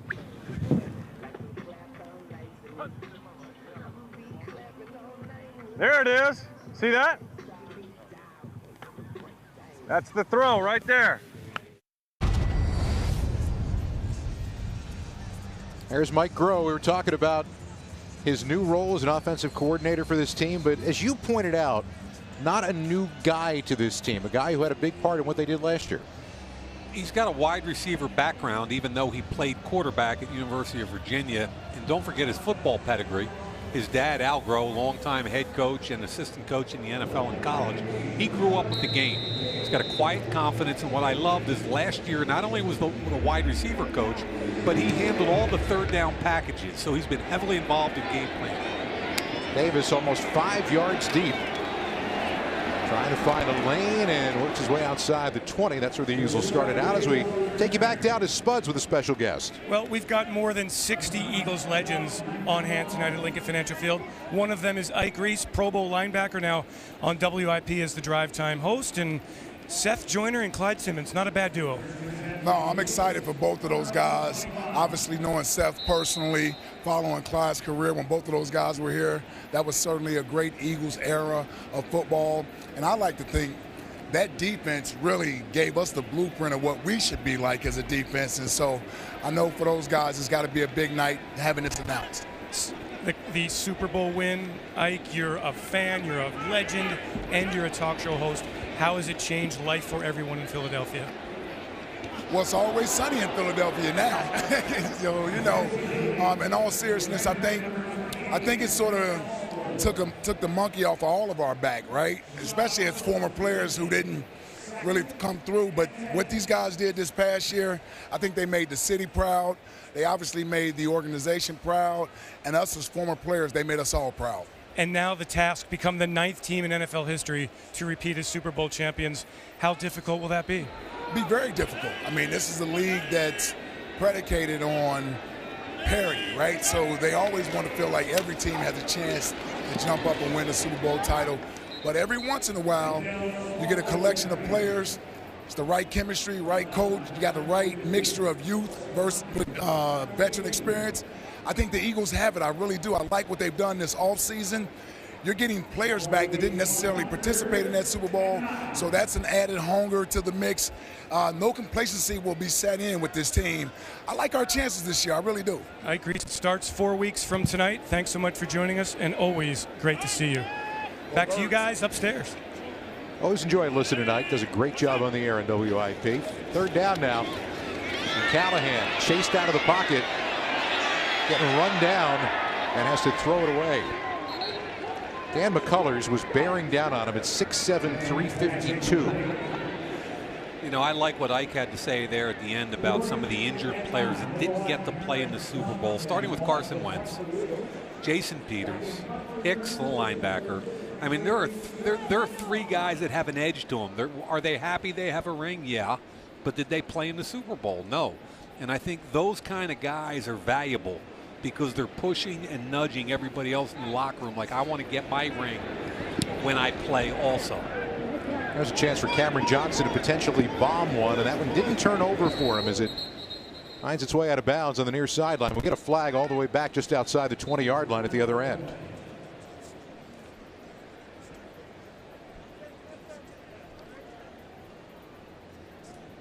It's on the Eagles. I would imagine the Steelers are going to decline. Yeah, not a very good punt. What was the net on that? During the kick, holding, receiving team, number 92. 10-yard penalty, first down, timeout. It was a 36-yard punt with no return, but the Steelers will get backed up by the penalty. Just past 4 minutes into the second half, and Pittsburgh on top by 11. Buying or selling tickets, visit Ticketmaster.com/NFL, the only official resale marketplace of the NFL, where 100% of the tickets are verified by Ticketmaster. Excitement. Football's back. About time now. First down for the Steelers from their 31-yard line. Mason Rudolph, the winningest quarterback in Oklahoma State history, on a perfect toss to Damon Patterson, who's having himself a night, a 14-yard pickup for first down. Avonte Maddox, the 4th-round corner from University of Pittsburgh, got caught up a little bit too big a cushion, and he stumbled coming out of his change of direction. Quick-footed kid. I really liked him in the draft, but he turns, gets caught, stumbles. Not really what it's supposed to look like. I'm sure he's very nervous, and he'll settle in here.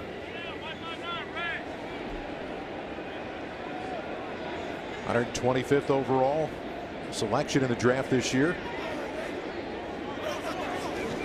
First down from the 45. Trying to drop one in there once again, right back to Patterson. This time nothing happening. Jeremy Reeves was there to help Avonte Maddox in coverage. Really nice job, and this time he's in press. And he played a lot of press at the University of Pittsburgh, and he runs well. He doesn't panic with the ball in the air. That's what I like about him. Now, could he have played that a little bit better? Yes, but again, we might show you a tape of him later tonight where we show him in college. He's really good with the football in the air. Eagles going straight 4-man rush now on 2nd down, and back to the ground go the Steelers. It's Ridley into Eagles territory inside the 50 and down to the 48 after a pickup of 7.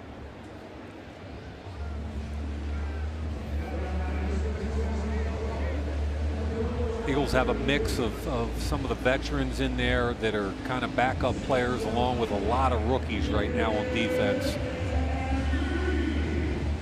Really anxious to see 95 Osman there. It was kind of like the Tasmanian Devil at Central Michigan. Stephen Means on the other side.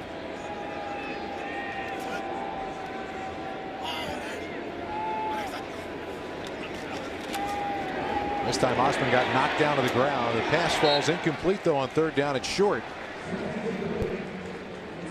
And brings up 4th down. Yeah, there's some confusion between the wide receivers here, between Patterson and Jones. It's a double cross. You're going to have one guy come this way and another over top. There's hesitation. The quarterback doesn't know where to go. And meanwhile, the Eagles are pushing the pocket and getting a piece of them. So that play forces a fourth down, an opportunity for a return here.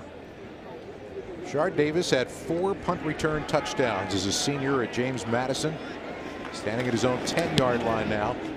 This is not going to be returnable. Yeah, Rasul Douglas didn't get a block. That's why. The gunner got down there, got in his face, and forced the fair catch. Well placed by Jordan Berry. 40 yards with no return. When you're singled up on a gunner, you've got to get a piece at the line of scrimmage and then leverage from the inside out, force him over top of you. That time his feet were mired in cement, didn't get a piece, and because of that, there's absolutely no opportunity to make a return. And when you're fighting to make a team, make a roster, man, you got to get those feet moving, make contact, and hustle on every snap. So Joe Callahan and company backed up to their own 8-yard line. 0 for 2 so far. Josh Adams, a rookie from Notre Dame, in the backfield, gets his first carry. Big burst to the outside. That was a saving tackle that was made by Jordan Dangerfield out of the 23. Now, when he gets a little bit of a runway and an opportunity to get moving, he runs legit 4.5 for a big back, makes the cut up inside Sayamalu, and when he opens it up, this dude can run. He ran for over 200 yards against Georgia. He had one of the best offensive lines in college football at Notre Dame, but he's a local kid. Nice job. Jordan Dangerfield doesn't make that tackle. Let's go. He's still running. That's exactly right. Got about a yard this time to the left side. You know, they're pretty talented up front, obviously. We talked about Chance Warmack, and he's in there fighting. Former first-round pick, high pick for a guard. And you want to see Chance Warmack, because of his body type, 330-pound guard. One of the reasons he went so high was at Alabama, he was a road grader. Yep. And that's what you want to see from him.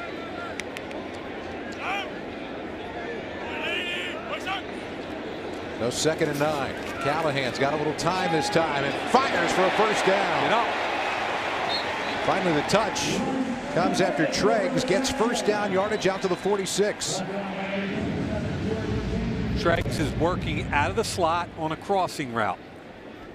Pittsburgh's in a zone. Callahan recognizes it.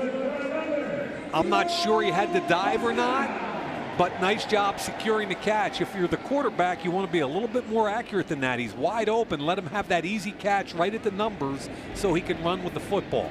As soon as he goes to the ground, you're losing any run after the catch. Well, the Eagles have moved the ball from the shadow of the end zone out near the midfield stripe now. First down, way high with the snap.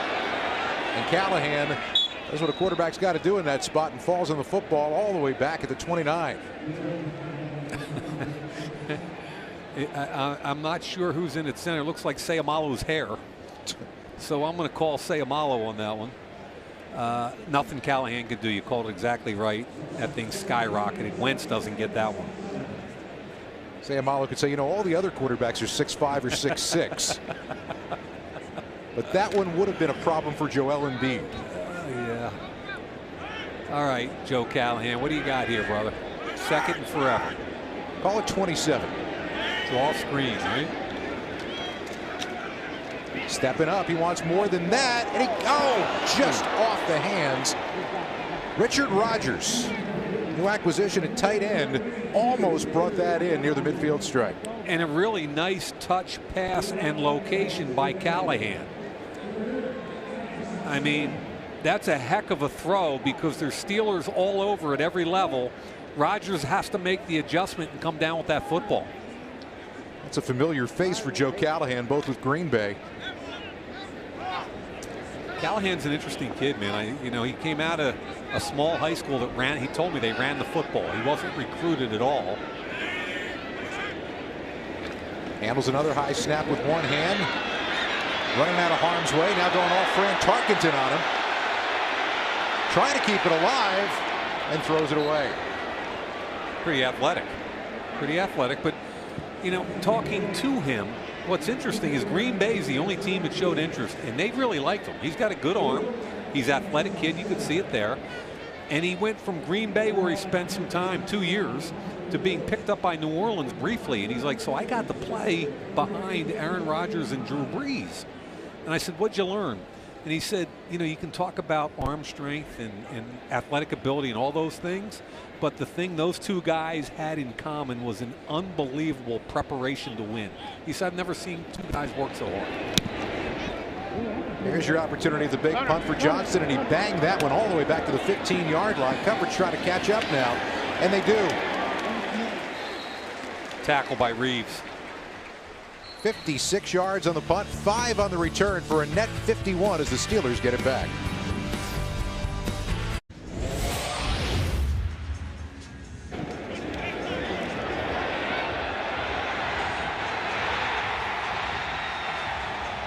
They call your number, that's what you do, right? Yeah. But you do that. You're used to that still. That ball is a great job again and send it back. Little look inside the sideline from tonight. Gunter Brewer, first-year coach here with the Eagles. Remember, Mike Rowe gets elevated from wide receivers to OC. They hire Brewer, who is a 30-year college coach. And Scotty, he coached Justin Blackmon, Des Bryant, and Randy Moss in college. Pretty good resume. Yeah, not bad. And a great job on the sidelines by the video crew. You see why they win Emmys all the time. No doubt. Ridley, the big flag coming from about 25 yards downfield at the end of that run that gained 3. Somebody held Means. I believe it was Means 51. I couldn't see the name. Yeah. And he's obviously heated about it. Holding, number 98. Defense. 5 yards will be added to the end of the play. Oh my goodness. Automatic. First down. He called it on defense again.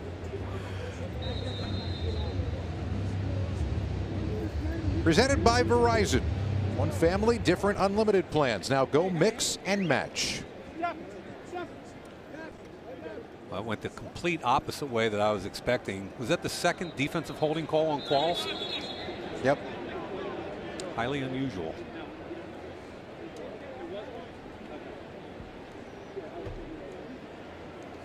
Schwartz.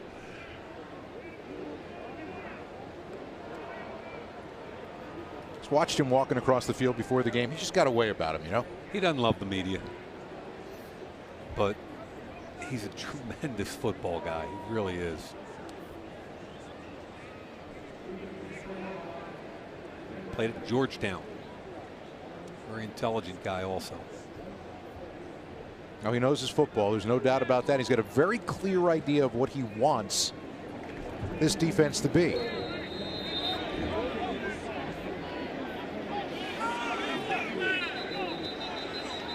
Play clock is running down, so now they're going to have to reset the play clock because the Steelers were getting to the line and there were 2 seconds left on the timer. Reset the play clock to 10 seconds.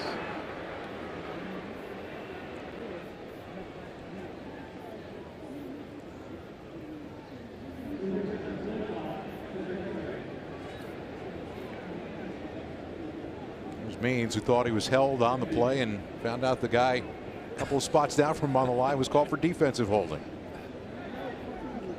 You know, I'm used to seeing defensive holding from linebackers and D-backs, but 2 on a defensive tackle. Great penetration. Fantastic penetration. Is that Shatu? End up losing 3 yards on the play. Somebody got off the ball there, and I think it was Shatu. Was that who it was? I believe it was Aziz who made the initial push into the backfield. I'm thinking it's right. Yeah. Yep. Nope. I'm sorry. Right here. Wow. That's a big time job right there. Yep. There and up here. Wow. Really good surge defensively, the entire front four, but Shatu did a great job. He was kind of overloaded a little bit to the left side. They're throwing an inside screen, and Ridley's got room to run. They got first down yardage up near the 40. It was really well set up by Pittsburgh. Got the linemen out in front, and they just started chopping wood with the linebackers in secondary. Steelers were a 13-3 team last year. Ended up going down at home in the playoffs in the divisional round to the Jacksonville Jaguars. Scotty, if you told me that Pittsburgh would score 42 points against the Jaguars at home in the playoffs and lose the game, I'd been like, nah. Big Ben, by the way, has dropped about 10 pounds. Looks good. He's really throwing the ball well. And a couple of yards on first down. Now that game was bizarre because the Jaguars were up 21-0 in Pittsburgh in that game, and that's when Ben Roethlisberger finally got things going. But they came up short. Jacksonville went on to that AFC Championship game. Yeah, Ben's down about 10 pounds. Been working with a nutritionist, maybe in the best shape since he came into the league. And from all my, that's Randy Fichtner in the background, to our right behind him, the new offensive coordinator. And Randy said his work ethic, and he's really been outstanding this whole camp. Rudolph getting away from some pressure and throws it straight into the ground.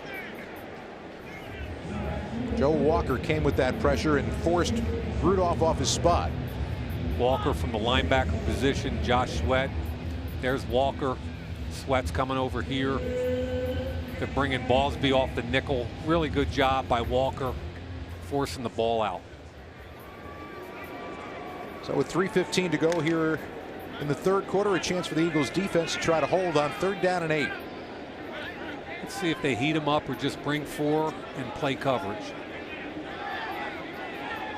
Sure looks that way. Now timeout called for by the Steelers. First charge, timeout, Pittsburgh. A 30-second timeout. They were down to 2 on the play clock, and they weren't set with what they were running.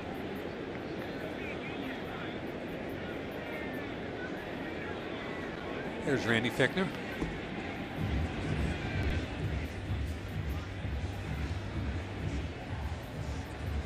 So taking a look at the Eagles draft picks, which you're seeing here tonight.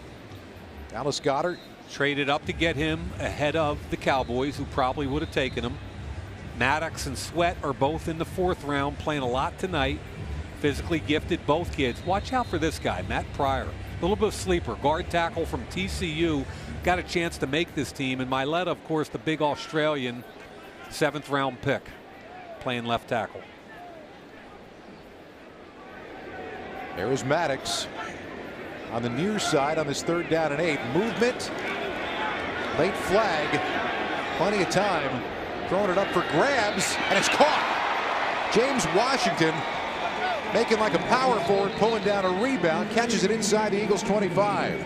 Yeah, one of the things you don't like tonight are 3 jump Offside. balls. Number 90, defense. That penalty's declined. Results of the play, first down.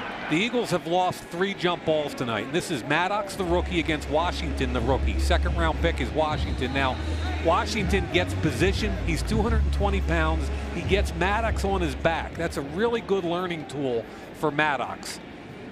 He can't get in that position. Fletch, oh man. But remember, Rasul Douglas lost a jump ball, and Rasul Douglas had bad position in the end zone. 3 poor defensive back plays. Fumble on the snap. By the way, preseason game number 1. Got a month to go before the season starts, and right, that play bothered Fletcher Cox. I like that. You should like that. you talk about repeating. That's all we hear about Philadelphia. Can they repeat? And it comes down to how hard are they going to work every snap and every practice. And I think guys like Fletcher Cox and Chris Long and Malcolm Jenkins and Carson Wentz have got to continue. It can't just be the coaching staff. You got to roll from within, and that's been one of the secrets of the Patriots' success, is the veterans on that team roll in that locker room. On second down, big blitz coming, and wow, how did that get completed? Little screen pass. It looked like it was going to end up bouncing around among the bodies, and somehow Mason Rudolph completed the pass and got positive yardage down to the 23. And Mason Rudolph had a prolific career at Oklahoma State. Matter of fact, the guy he just completed it to a couple throws ago, James Washington, on a deep ball, was his teammate. And the Big 12 doesn't play a whole lot of defense, but let me tell you something. This kid, Rudolph, and Washington were special. They were picked 16 picks apart in the draft, with Washington going first. So third down, they need 9. With time, throwing in rhythm, and it's incomplete. Out in front of his intended receiver, Damon Patterson. And broken up. Maddox was there. Means providing the pressure. And the Steelers are going to bring the field goal unit out. Skinny post. This is a tough coverage for Maddox with no safety help. It's going to be here and to here, and he's got no safety help. Maddox has got to get. That's really good coverage. You saw that quick little move. They tried to kind of freeze Maddox, but he's so quick. He's quick and fast. Oh, at 41 yards on the attempt. It's got plenty of leg, and it's good. So 1:07 to go here in the third, and the Steelers lead now 14 points. Santander is proud to present the Eagles Legends community. For stories and features about retired Eagles and the rich history of the team, download the official Eagles mobile app today. Halftime, you want to talk about legends? They were aplenty. That's good stuff.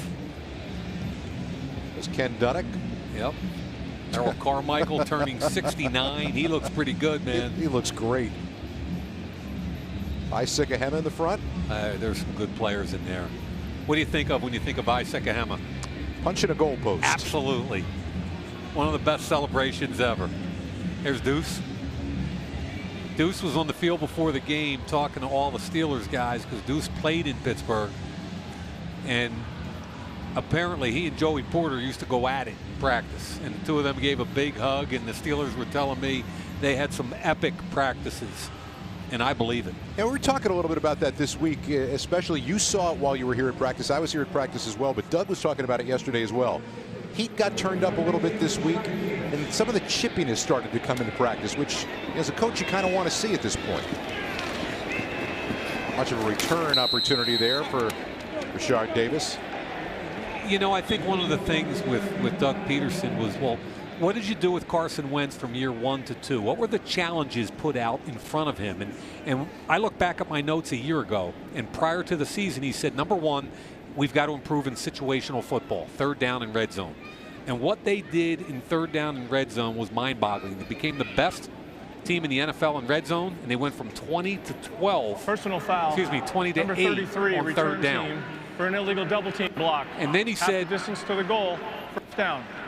The second thing he's got to do is better awareness of when to take a deep shot and protect the football. And in 16 touchdowns versus 14 interceptions. Look at last year. 33 touchdowns, 7 interceptions. He doubled his touchdown passes and cut the interceptions in half. So the 2 points of emphasis established by Doug Peterson, check and check for Carson Wentz. He had a legitimate chance to be the MVP had he not gotten hurt. Yep.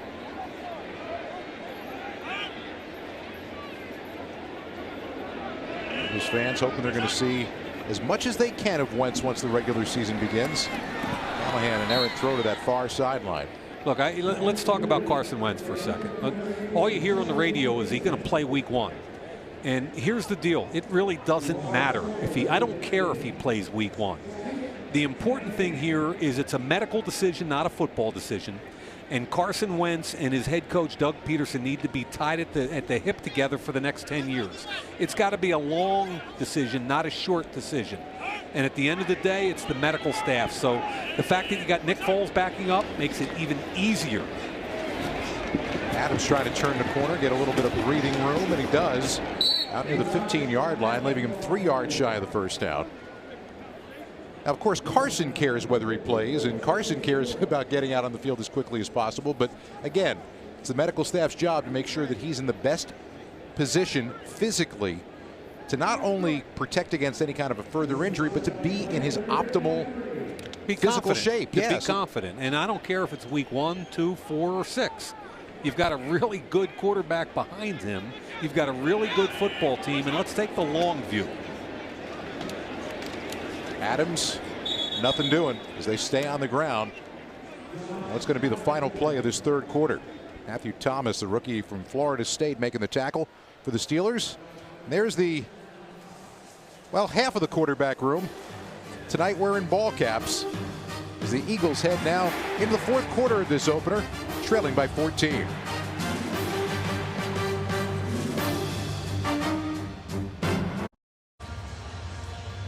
We begin the fourth quarter.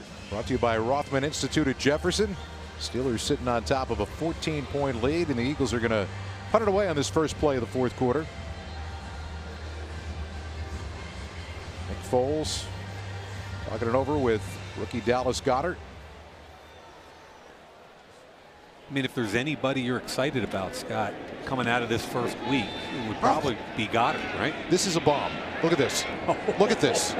Look at this. It's going to roll dead inside the 5. No, it's picked up. Don't look. Wow. All right, so that's what Cameron Johnston brings to the game. 81 yards on the punt. So that's a net 76. There's a flag down at the other end, though. Yeah, we don't care about flags here. Watch this bomb.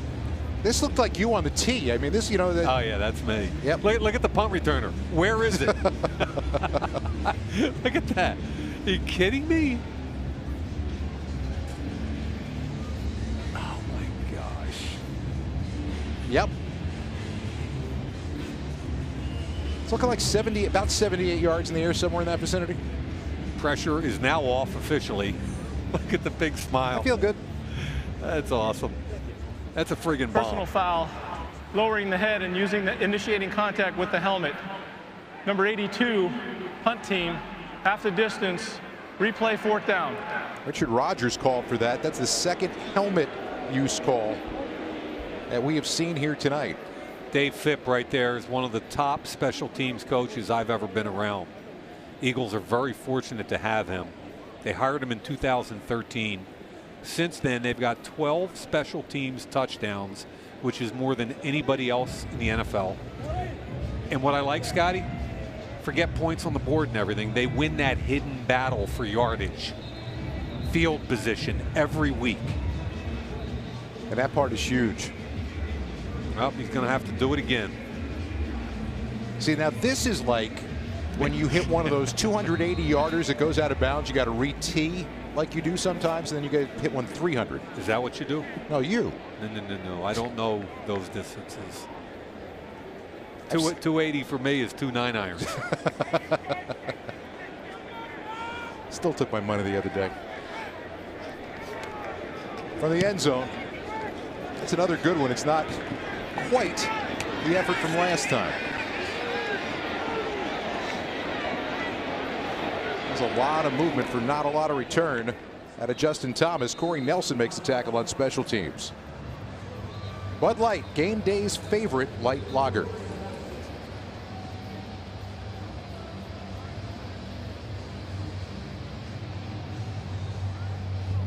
Pittsburgh's had the ball quite a bit here in this second half, and they're going to start out from their own 44-yard line. Not quite 30 seconds into this fourth quarter.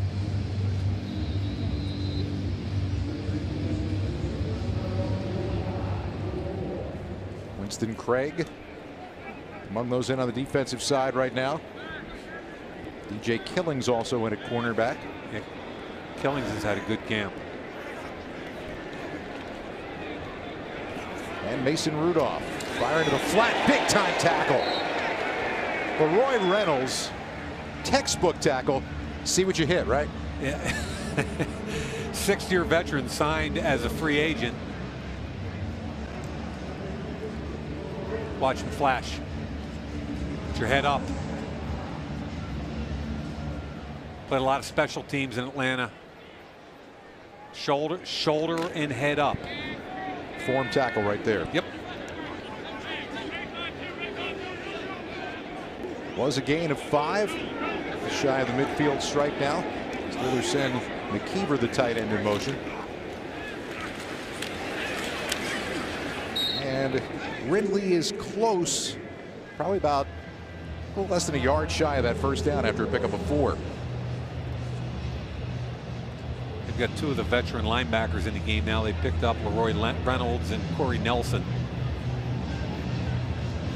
Both of whom have been good special teams players early in their career in the NFL. Kyle Wilson, the rookie from Arkansas State, playing on the weak side now as well here in his 4th quarter. 3rd down. I don't think they're tricking anybody here.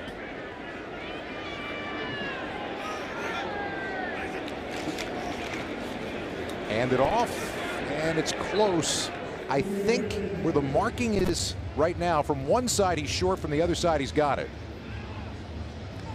But it's marked from the far side of the field. I think they're going to give it to him. Maybe not. Yep. Carl Cheffers originally pointed for the first down, and Mike Thomas said, wait, you pointed for the first down. I mean, that's not exactly what he said, but you get the idea. You get the idea. 4th down, they don't go with the quarterback sneak. They go with the handoff, and that will get them the first down, even with the big hit. Jalen Samuels, rookie out of North Carolina State, gets the first. The Eagles 45. Samuels was an interesting kid at NC State. Caught over 200 passes as kind of he played tailback, he played fullback, he played H-back, he played tight end. NC State did anything they could to get him the football. And Pittsburgh's playing him at the full tailback position, only tailback. And what they're really hoping to do is get him the ball in the pass game. So first down, clock ticking, 11:45 left to go in the game, and Rudolph firing, got it there. Damon Patterson's having himself a game. Got hit hard, slow to get up here, but he did hang on to the football. Killings making the hit. Killings on Patterson. He bails and then drives on it. Good hit. Patterson slow to get up after a big first down catch inside the Eagles 30.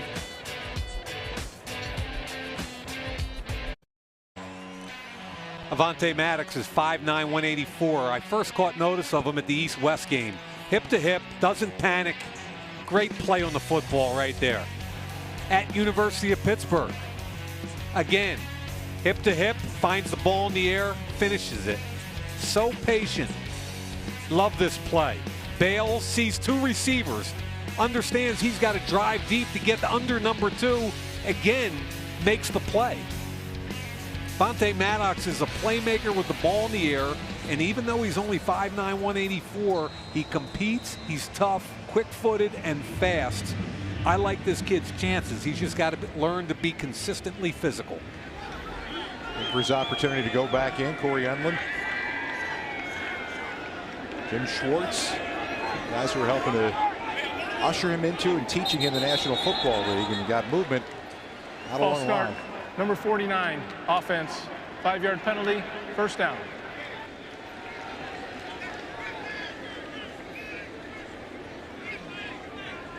Christian Scotland Williamson, reserve tight end, called for jumping.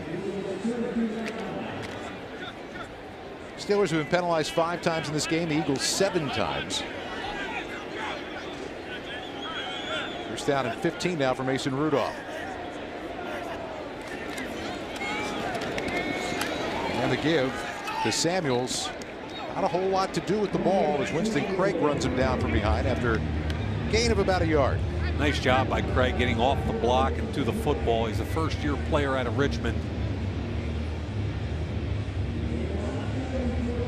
again, fighting for a roster spot in that deep defensive tackle rotation.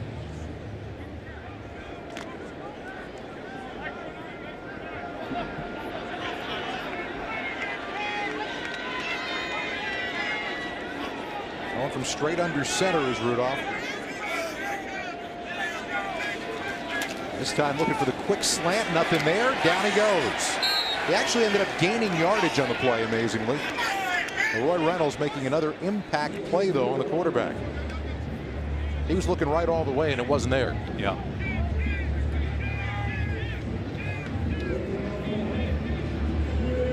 Eagles are bringing 6 on blitz. Doesn't like what he sees. Steps up. And Reynolds too quick. You know, you get these veteran linebackers like Reynolds and Corey Nelson in the second half of a preseason game, and they've seen a lot of plays over 5 or 6 years, and they really know what's going on. Down with Jacksonville, Chicago, and Atlanta. The third down now, called 14. Rudolph firing the deep out, got it there. And again, it's Patterson with the catch, short of the first down marker at the 20. It's Chandon Sullivan, a rookie from Georgia State, undrafted. I thought the kid competed at the Senior Bowl, but he's got a big cushion here. He's in off coverage. And it's a big cushion. He did not really come out of it straight line. Just came out of it with an extra step that he doesn't need to have. But again, it's short of the line to go and forces a field goal. So a 38-yard attempt for Boswell from that right hash mark. Once again, it is straight and true. And the deficit now 17 points with under 9 minutes to go in the preseason opener. Eagles Kids Club is the perfect gift for the young Eagles fan in your life. Members receive a welcome kit including a Carson Wentz bobblehead, access to exclusive Kids Club's events, and much more. Membership's just $20 plus shipping and handling. Join now at PhiladelphiaEagles.com/Kids Club. Let's take you down on the sideline, Dave Spadaro. Here with Pro Bowl, All-Pro, defensive tackle Fletcher Cox and his fellow funny man Chris Long. Fletch, what have you guys been working on this offseason? Man, we've been working hard all offseason, man. You got to follow our leg string right here. He's not following, but whatever. I already got him. But nothing is serious with you, is it? Nah, I mean, it's all about fun right now, you know. But at the same time, we're getting better, and I think that's all that matters. And for you, a good start tonight, a sack, blowing things up in the backfield, chasing down a screen. You look like you're in midseason form.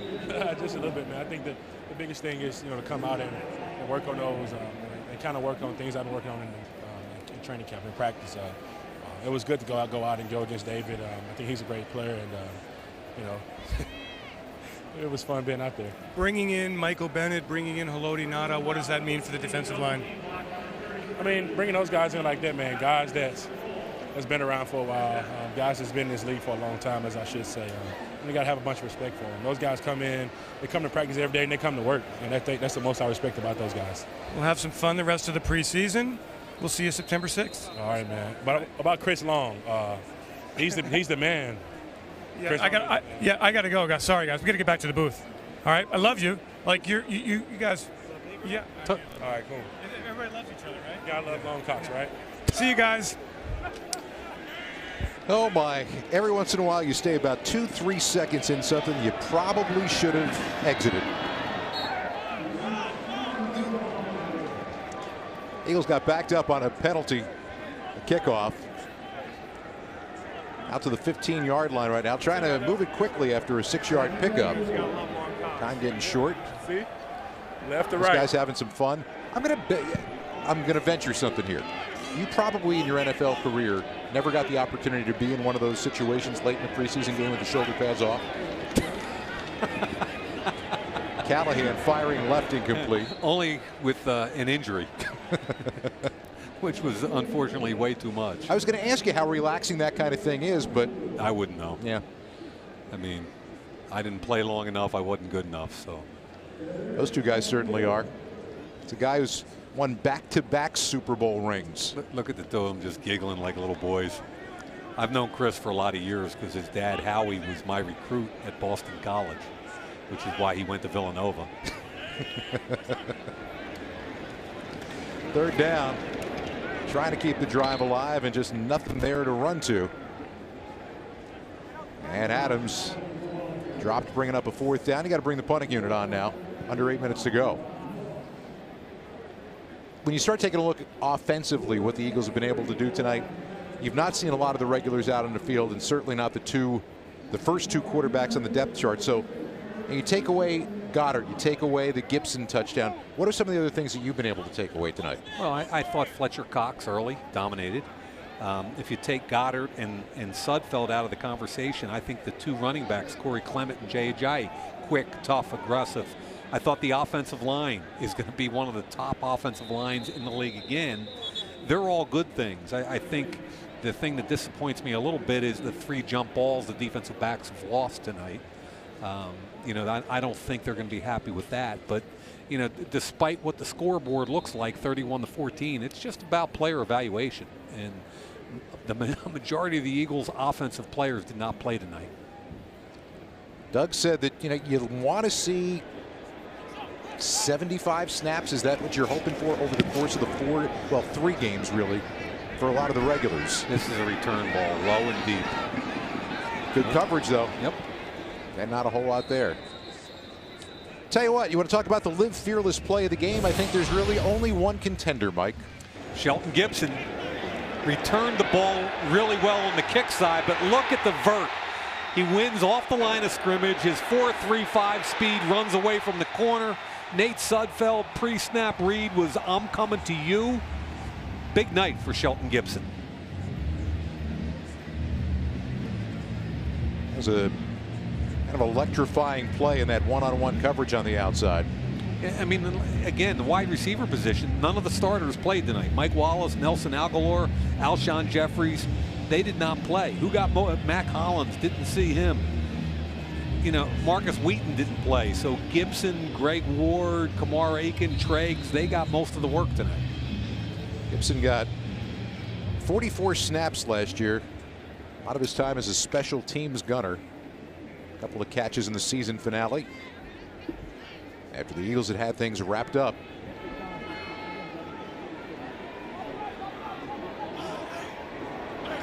The Steelers working out of the shotgun here in killing the clock mode. James Summers gets back to the line of scrimmage and no more. I think these two teams, Pittsburgh and Philly, have arguably 2 of the best offensive lines in football. Pittsburgh goes 13-3 a year ago, as do the Eagles. So when you look at the core of these teams, the starters of these teams, what you see are 2 teams that could conceivably be there in January and February. Steelers a little bit different offensive look, a little bit different in terms of the wide receiver core that they have, but you know, they still got number 84, and he is a machine. Yeah, and so's number 26 when he shows up to camp, Le'Veon Bell. They traded Martavis Bryant to Oakland for a 3rd-round pick, which I think they then used for the quarterback, as a matter of fact, Mason Rudolph. So you want to talk about one of the top offenses in the league, it's going to be Pittsburgh this year, along with Philadelphia. Really excited to see how this season plays out. Rudolph avoiding the rush, but can't do it forever. The ball's on the ground, but Steelers are going to get it back. That ball knocked out. 2nd time tonight. One's been punched free, but it's falling right into a Steelers' hands. Good coverage. They wanted the underneath route. Maddox had him. So now he moves the pocket, not protecting the football. I think it was Winston Craig, 74, with the strip right there. 74. It might have been Bruce Hector. One or the other.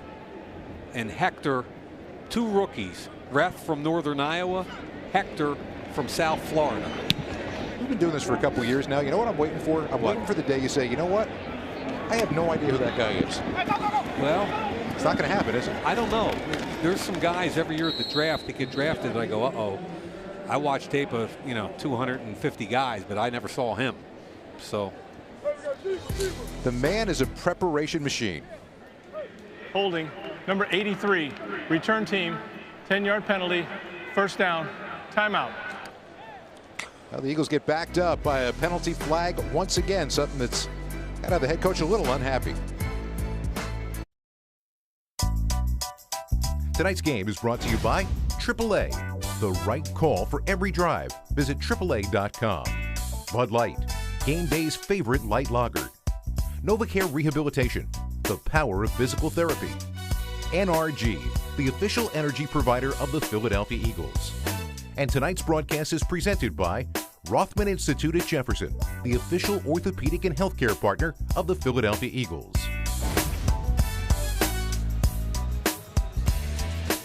You know, the entire NFL is buzzing about what the Eagles did to the Vikings in the postseason. Let's take a look at some creativity in the run game offensively. Look at the center and right guard. They're pulling to the right. Why? It gives great angles on the backside for these guys, but they're not going to block the defensive end at the point of attack on purpose. That's Everson Griffin. They're going to trust their running back in a one-on-one situation against an all-pro defensive end to make him miss. There it is again. Makes a miss. The wide receiver's blocking out here. So we all talk about the pass game and Carson Wentz, but the creativity in the run game has people buzzing also. I had 5 or 6 defensive coordinators this summer tell me that they watched that tape about 10 times because they got to get ready for that style of football coming to the NFL. Mike's tape breakdowns tonight presented by Wawa. Tell you what, he has been marvelous in terms of not only being creative offensively, but in tailoring what his offense does to the personnel that he's got to do it. Callahan coming back out now, trying one more time to get his team downfield. Finds tight end Josh Perkins out to the 20-yard line. Pick up a 7. I think Callahan's more comfortable as he moves around a little bit and finds clear lanes of vision. His grandfather went to the best high school in the Philadelphia area, a place called Haverford School. Alma mater of one, Mike Mayock. That's a good throw and maybe even a better catch by DeAndre Carter, who got his arms underneath it up at the 40. Good job by Carter coming back to the football. Another small receiver, first-year player out of Sacramento State. Been on 3 different teams' practice squads, the Niners, the Raiders, and the New England Patriots. Callahan seems to be finding a little bit of a rhythm. Yep. Checks down. That's going to be another first down up to the 50. Josh Adams with a catch. Pitt's playing soft. Now they're playing coverage. Callahan doing a nice job being patient. Philly area guy to Philly area guy. As Mike mentioned before, Josh, a product of Central Bucks South. They got a Radnor High School kid down there, too. Timmy Wilson. Yep. Oh, don't turn right into it. No. Oh, wow. How about that? That was excellent getting the ball out, but he had some room to his left, and he so badly wanted to spin right, he spun right into the rush. That's Kenny Stabler's sea of hands play. That's exactly what that was. Around the ankles, falling forward, good throw. There are a lot of people that are a lot younger than us that have no idea what you're talking about. You know, I find that a lot in my life now, Mike. Yeah, me both. Callahan on second down. Comes near side. Yeah, this is the rhythm he was looking for. Exactly. And he's got it right now. Nice job right there, Shelton Gibson again. 14 yards, and they move the sticks again. Trying to see if they can get something on the scoreboard here in this last 2 minutes and 40 seconds.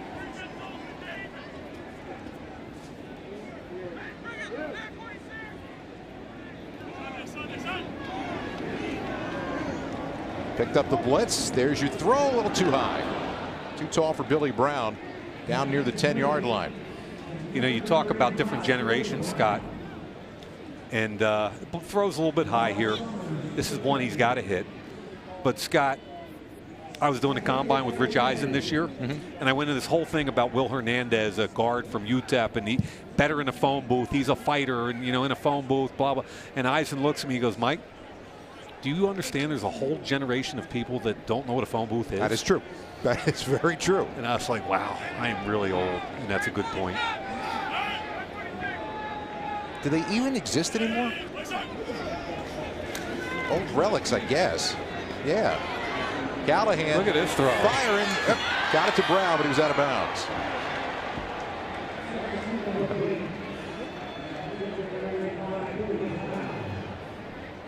Eyes up on the move, rolling to his left. little hip torque back to his right. Billy Brown, by the way, a tight end who's got some talent. First-year player out of Shepherd, who was a wide receiver at Shepherd. He's 6'4", 255. I thought he caught some attention a year ago. Spent some time on the practice squad. Is a willing blocker. Love to see the light come on for this kid because he's talented. Tell you what, the Eagles have an awful lot of people. Uh-oh. On the tight end depth chart here. Jordan Mailata learned how to point to the defense pretty quickly. That's a good, quick way of picking that up. Yeah. Effective tool. Neutral zone infraction, number 62 defense. There you go. 5-yard penalty, remains third down. No, they did it. 6'7", 350. I shook his hand after the draft, the 7th-round pick, and his hand went up to my elbow. I mean, there's no body fat on that dude. My goodness. Look at those numbers. Like Otis Sistrunk, University of None. University of Mars. Third down, Callahan in some trouble. Runs out of harm's way and finds his receiver along the sideline for a first down. So you're starting to see a little bit why the Green Bay Packers and New Orleans Saints liked him enough to bring him in and put him on the roster. Some movement skills, surprising arm strength, and again, when he's in a rhythm and moving around a little bit, I think he feels very comfortable. And as you said, very comfortable and good throwing on the run. Yep. He likes those clean feet and clear vision. Got a first down at the 21-yard line with 2:13 left to go.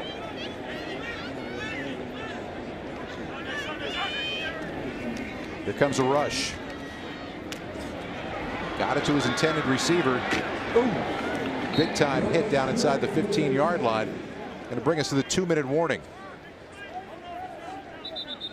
Bryce Tregg's a little slow to get up. 2 minutes left to go in this one from Lincoln Financial Field.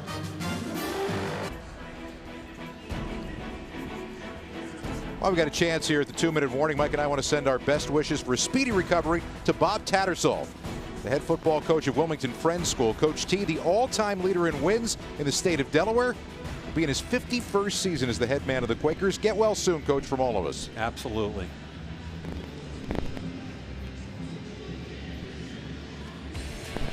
Taking a look back at the first half of this game, we did see some fireworks. Yeah, Sudfeld's first throw was a poor decision and a bad throw, picked off. But then he extends the play in the red zone, hits Goedert for a touchdown. Another interception. This is not on him. This is on Bryce Tregg. It's really a bad route. And then a pre-snap recognition of a mismatch. Goes over the top. Touchdown right before the end of the half to Shelton Gibson. I really like what he did. He came back and competed. Now, Rasul Douglas had an up and down day. Made an interception, got beat deep on that. So at the end of the day, I thought Goedert had a really good game. If you like Zach Ertz, you're going to love him too. And Nate Sudfeld, after that first pick, really impressed with the way he just kind of composed himself. Not the way, in any way, shape, or form he wanted this game to start, but he kind of calmed down and got it done. He's playing for an NFL job. Yep. Clearly, you got two guys in front of you on the depth chart here.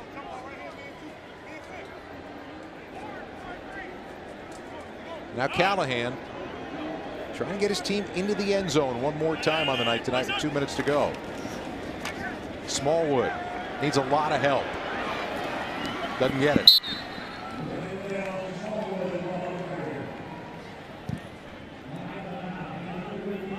Wilmington, Delaware native. Eagles fan. Wendell Smallwood was at the 4th and 26 game. He was here. Oh my goodness. Yep. You mean Fast Freddie? Yep, that's what I mean. Freddie Mitchell. 3-by-1. 3 receivers to the bottom. Single receiver up here. Looking left all the way away from them, and it's not quite there. Brown might have had a chance to get a hand on the ball, but Malik Golden, Penn State, came over and swatted it away like he was blocking a shot on the basketball floor. Yeah, that was a pre-snap where he wanted to go here, but the safety was over the top. I didn't think he had it. And if Malik Golden had gone with 2 hands instead of 1, I think it's a pick. It's hung up. Go with 2 hands, man. They got 2 young Penn State safeties, Malik Golden and their 5th-round pick, Marcus Allen. They also took a safety in the 1st round, Terrell Edmunds. It's going to be the 12th play of this drive. It's 4th down. Now you got an offside call coming against the Steelers. Offside, number 92, defense. 5-yard penalty, 4th down. That's a Daney. Now, I think one of the coaches we have to talk about next week when we get up to New England, you know, we can talk about how good this offensive line is. We don't give Jeff Stoutland enough love. I mean, this guy developed that offensive line into a Super Bowl winning O-line, and it's probably now one of the deeper offensive lines in the game. I love to watch him coach because he's a great teacher. 4th down and 2, trying to keep this game alive for right now. Callahan trying to find the end zone, and it's out of the bag. That'll be your last opportunity with 1:40 left to play. Tim Wilson, the rookie. That's the Radnor High School kid. Played at East Stroudsburg. He was an all-Delaware County track runner back in his high school days. And again, Callahan, when he moves to his left, he's got to cut that funky throwback. I'd much rather see him set his feet and make a throw. There wasn't much he was going to be able to do with that, kind of floating into the back and tossing up a prayer. So the Eagles 2 touchdowns on the night. As we said, a couple of penalties that kind of stuff can get cleaned up pretty easily. Turnovers a little bit problematic.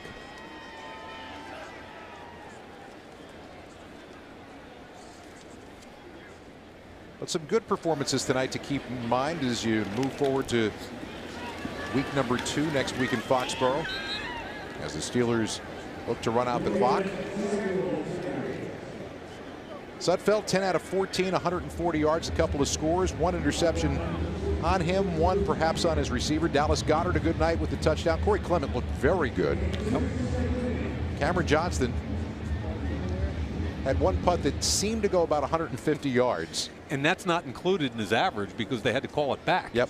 So that 45.8 average would have been ridiculous if we incorporated the 81-yard punt.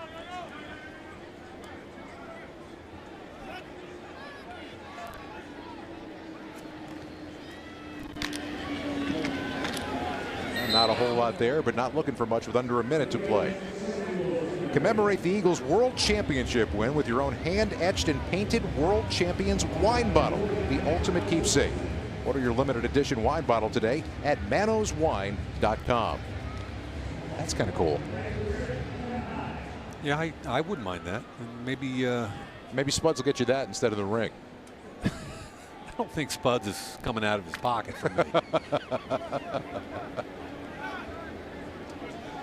3rd down should be the final play of the game. They do have to snap it the 1 more time.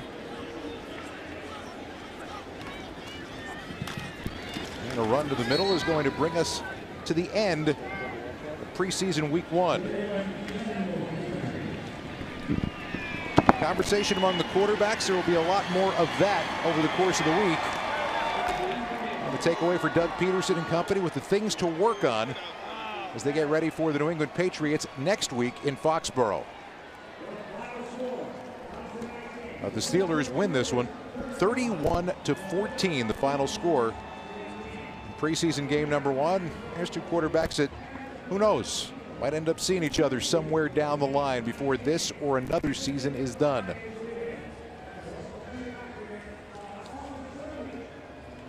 Thanks for joining us for the beginning of the Eagles 2018 preseason. They can join us next Thursday, 7 p.m. as the Eagles travel to Foxborough for a rematch against their Super Bowl 52 opponent, the New England Patriots. Stay tuned to NBC 10 for the post-game show or go to PhiladelphiaEagles.com. For Dave Spadaro, Mike Mayock, and our entire terrific crew, I'm Scott Graham. Good night from Lincoln Financial Field, where the final score is the Steelers 31, the Philadelphia Eagles 14. See you next week in Foxborough.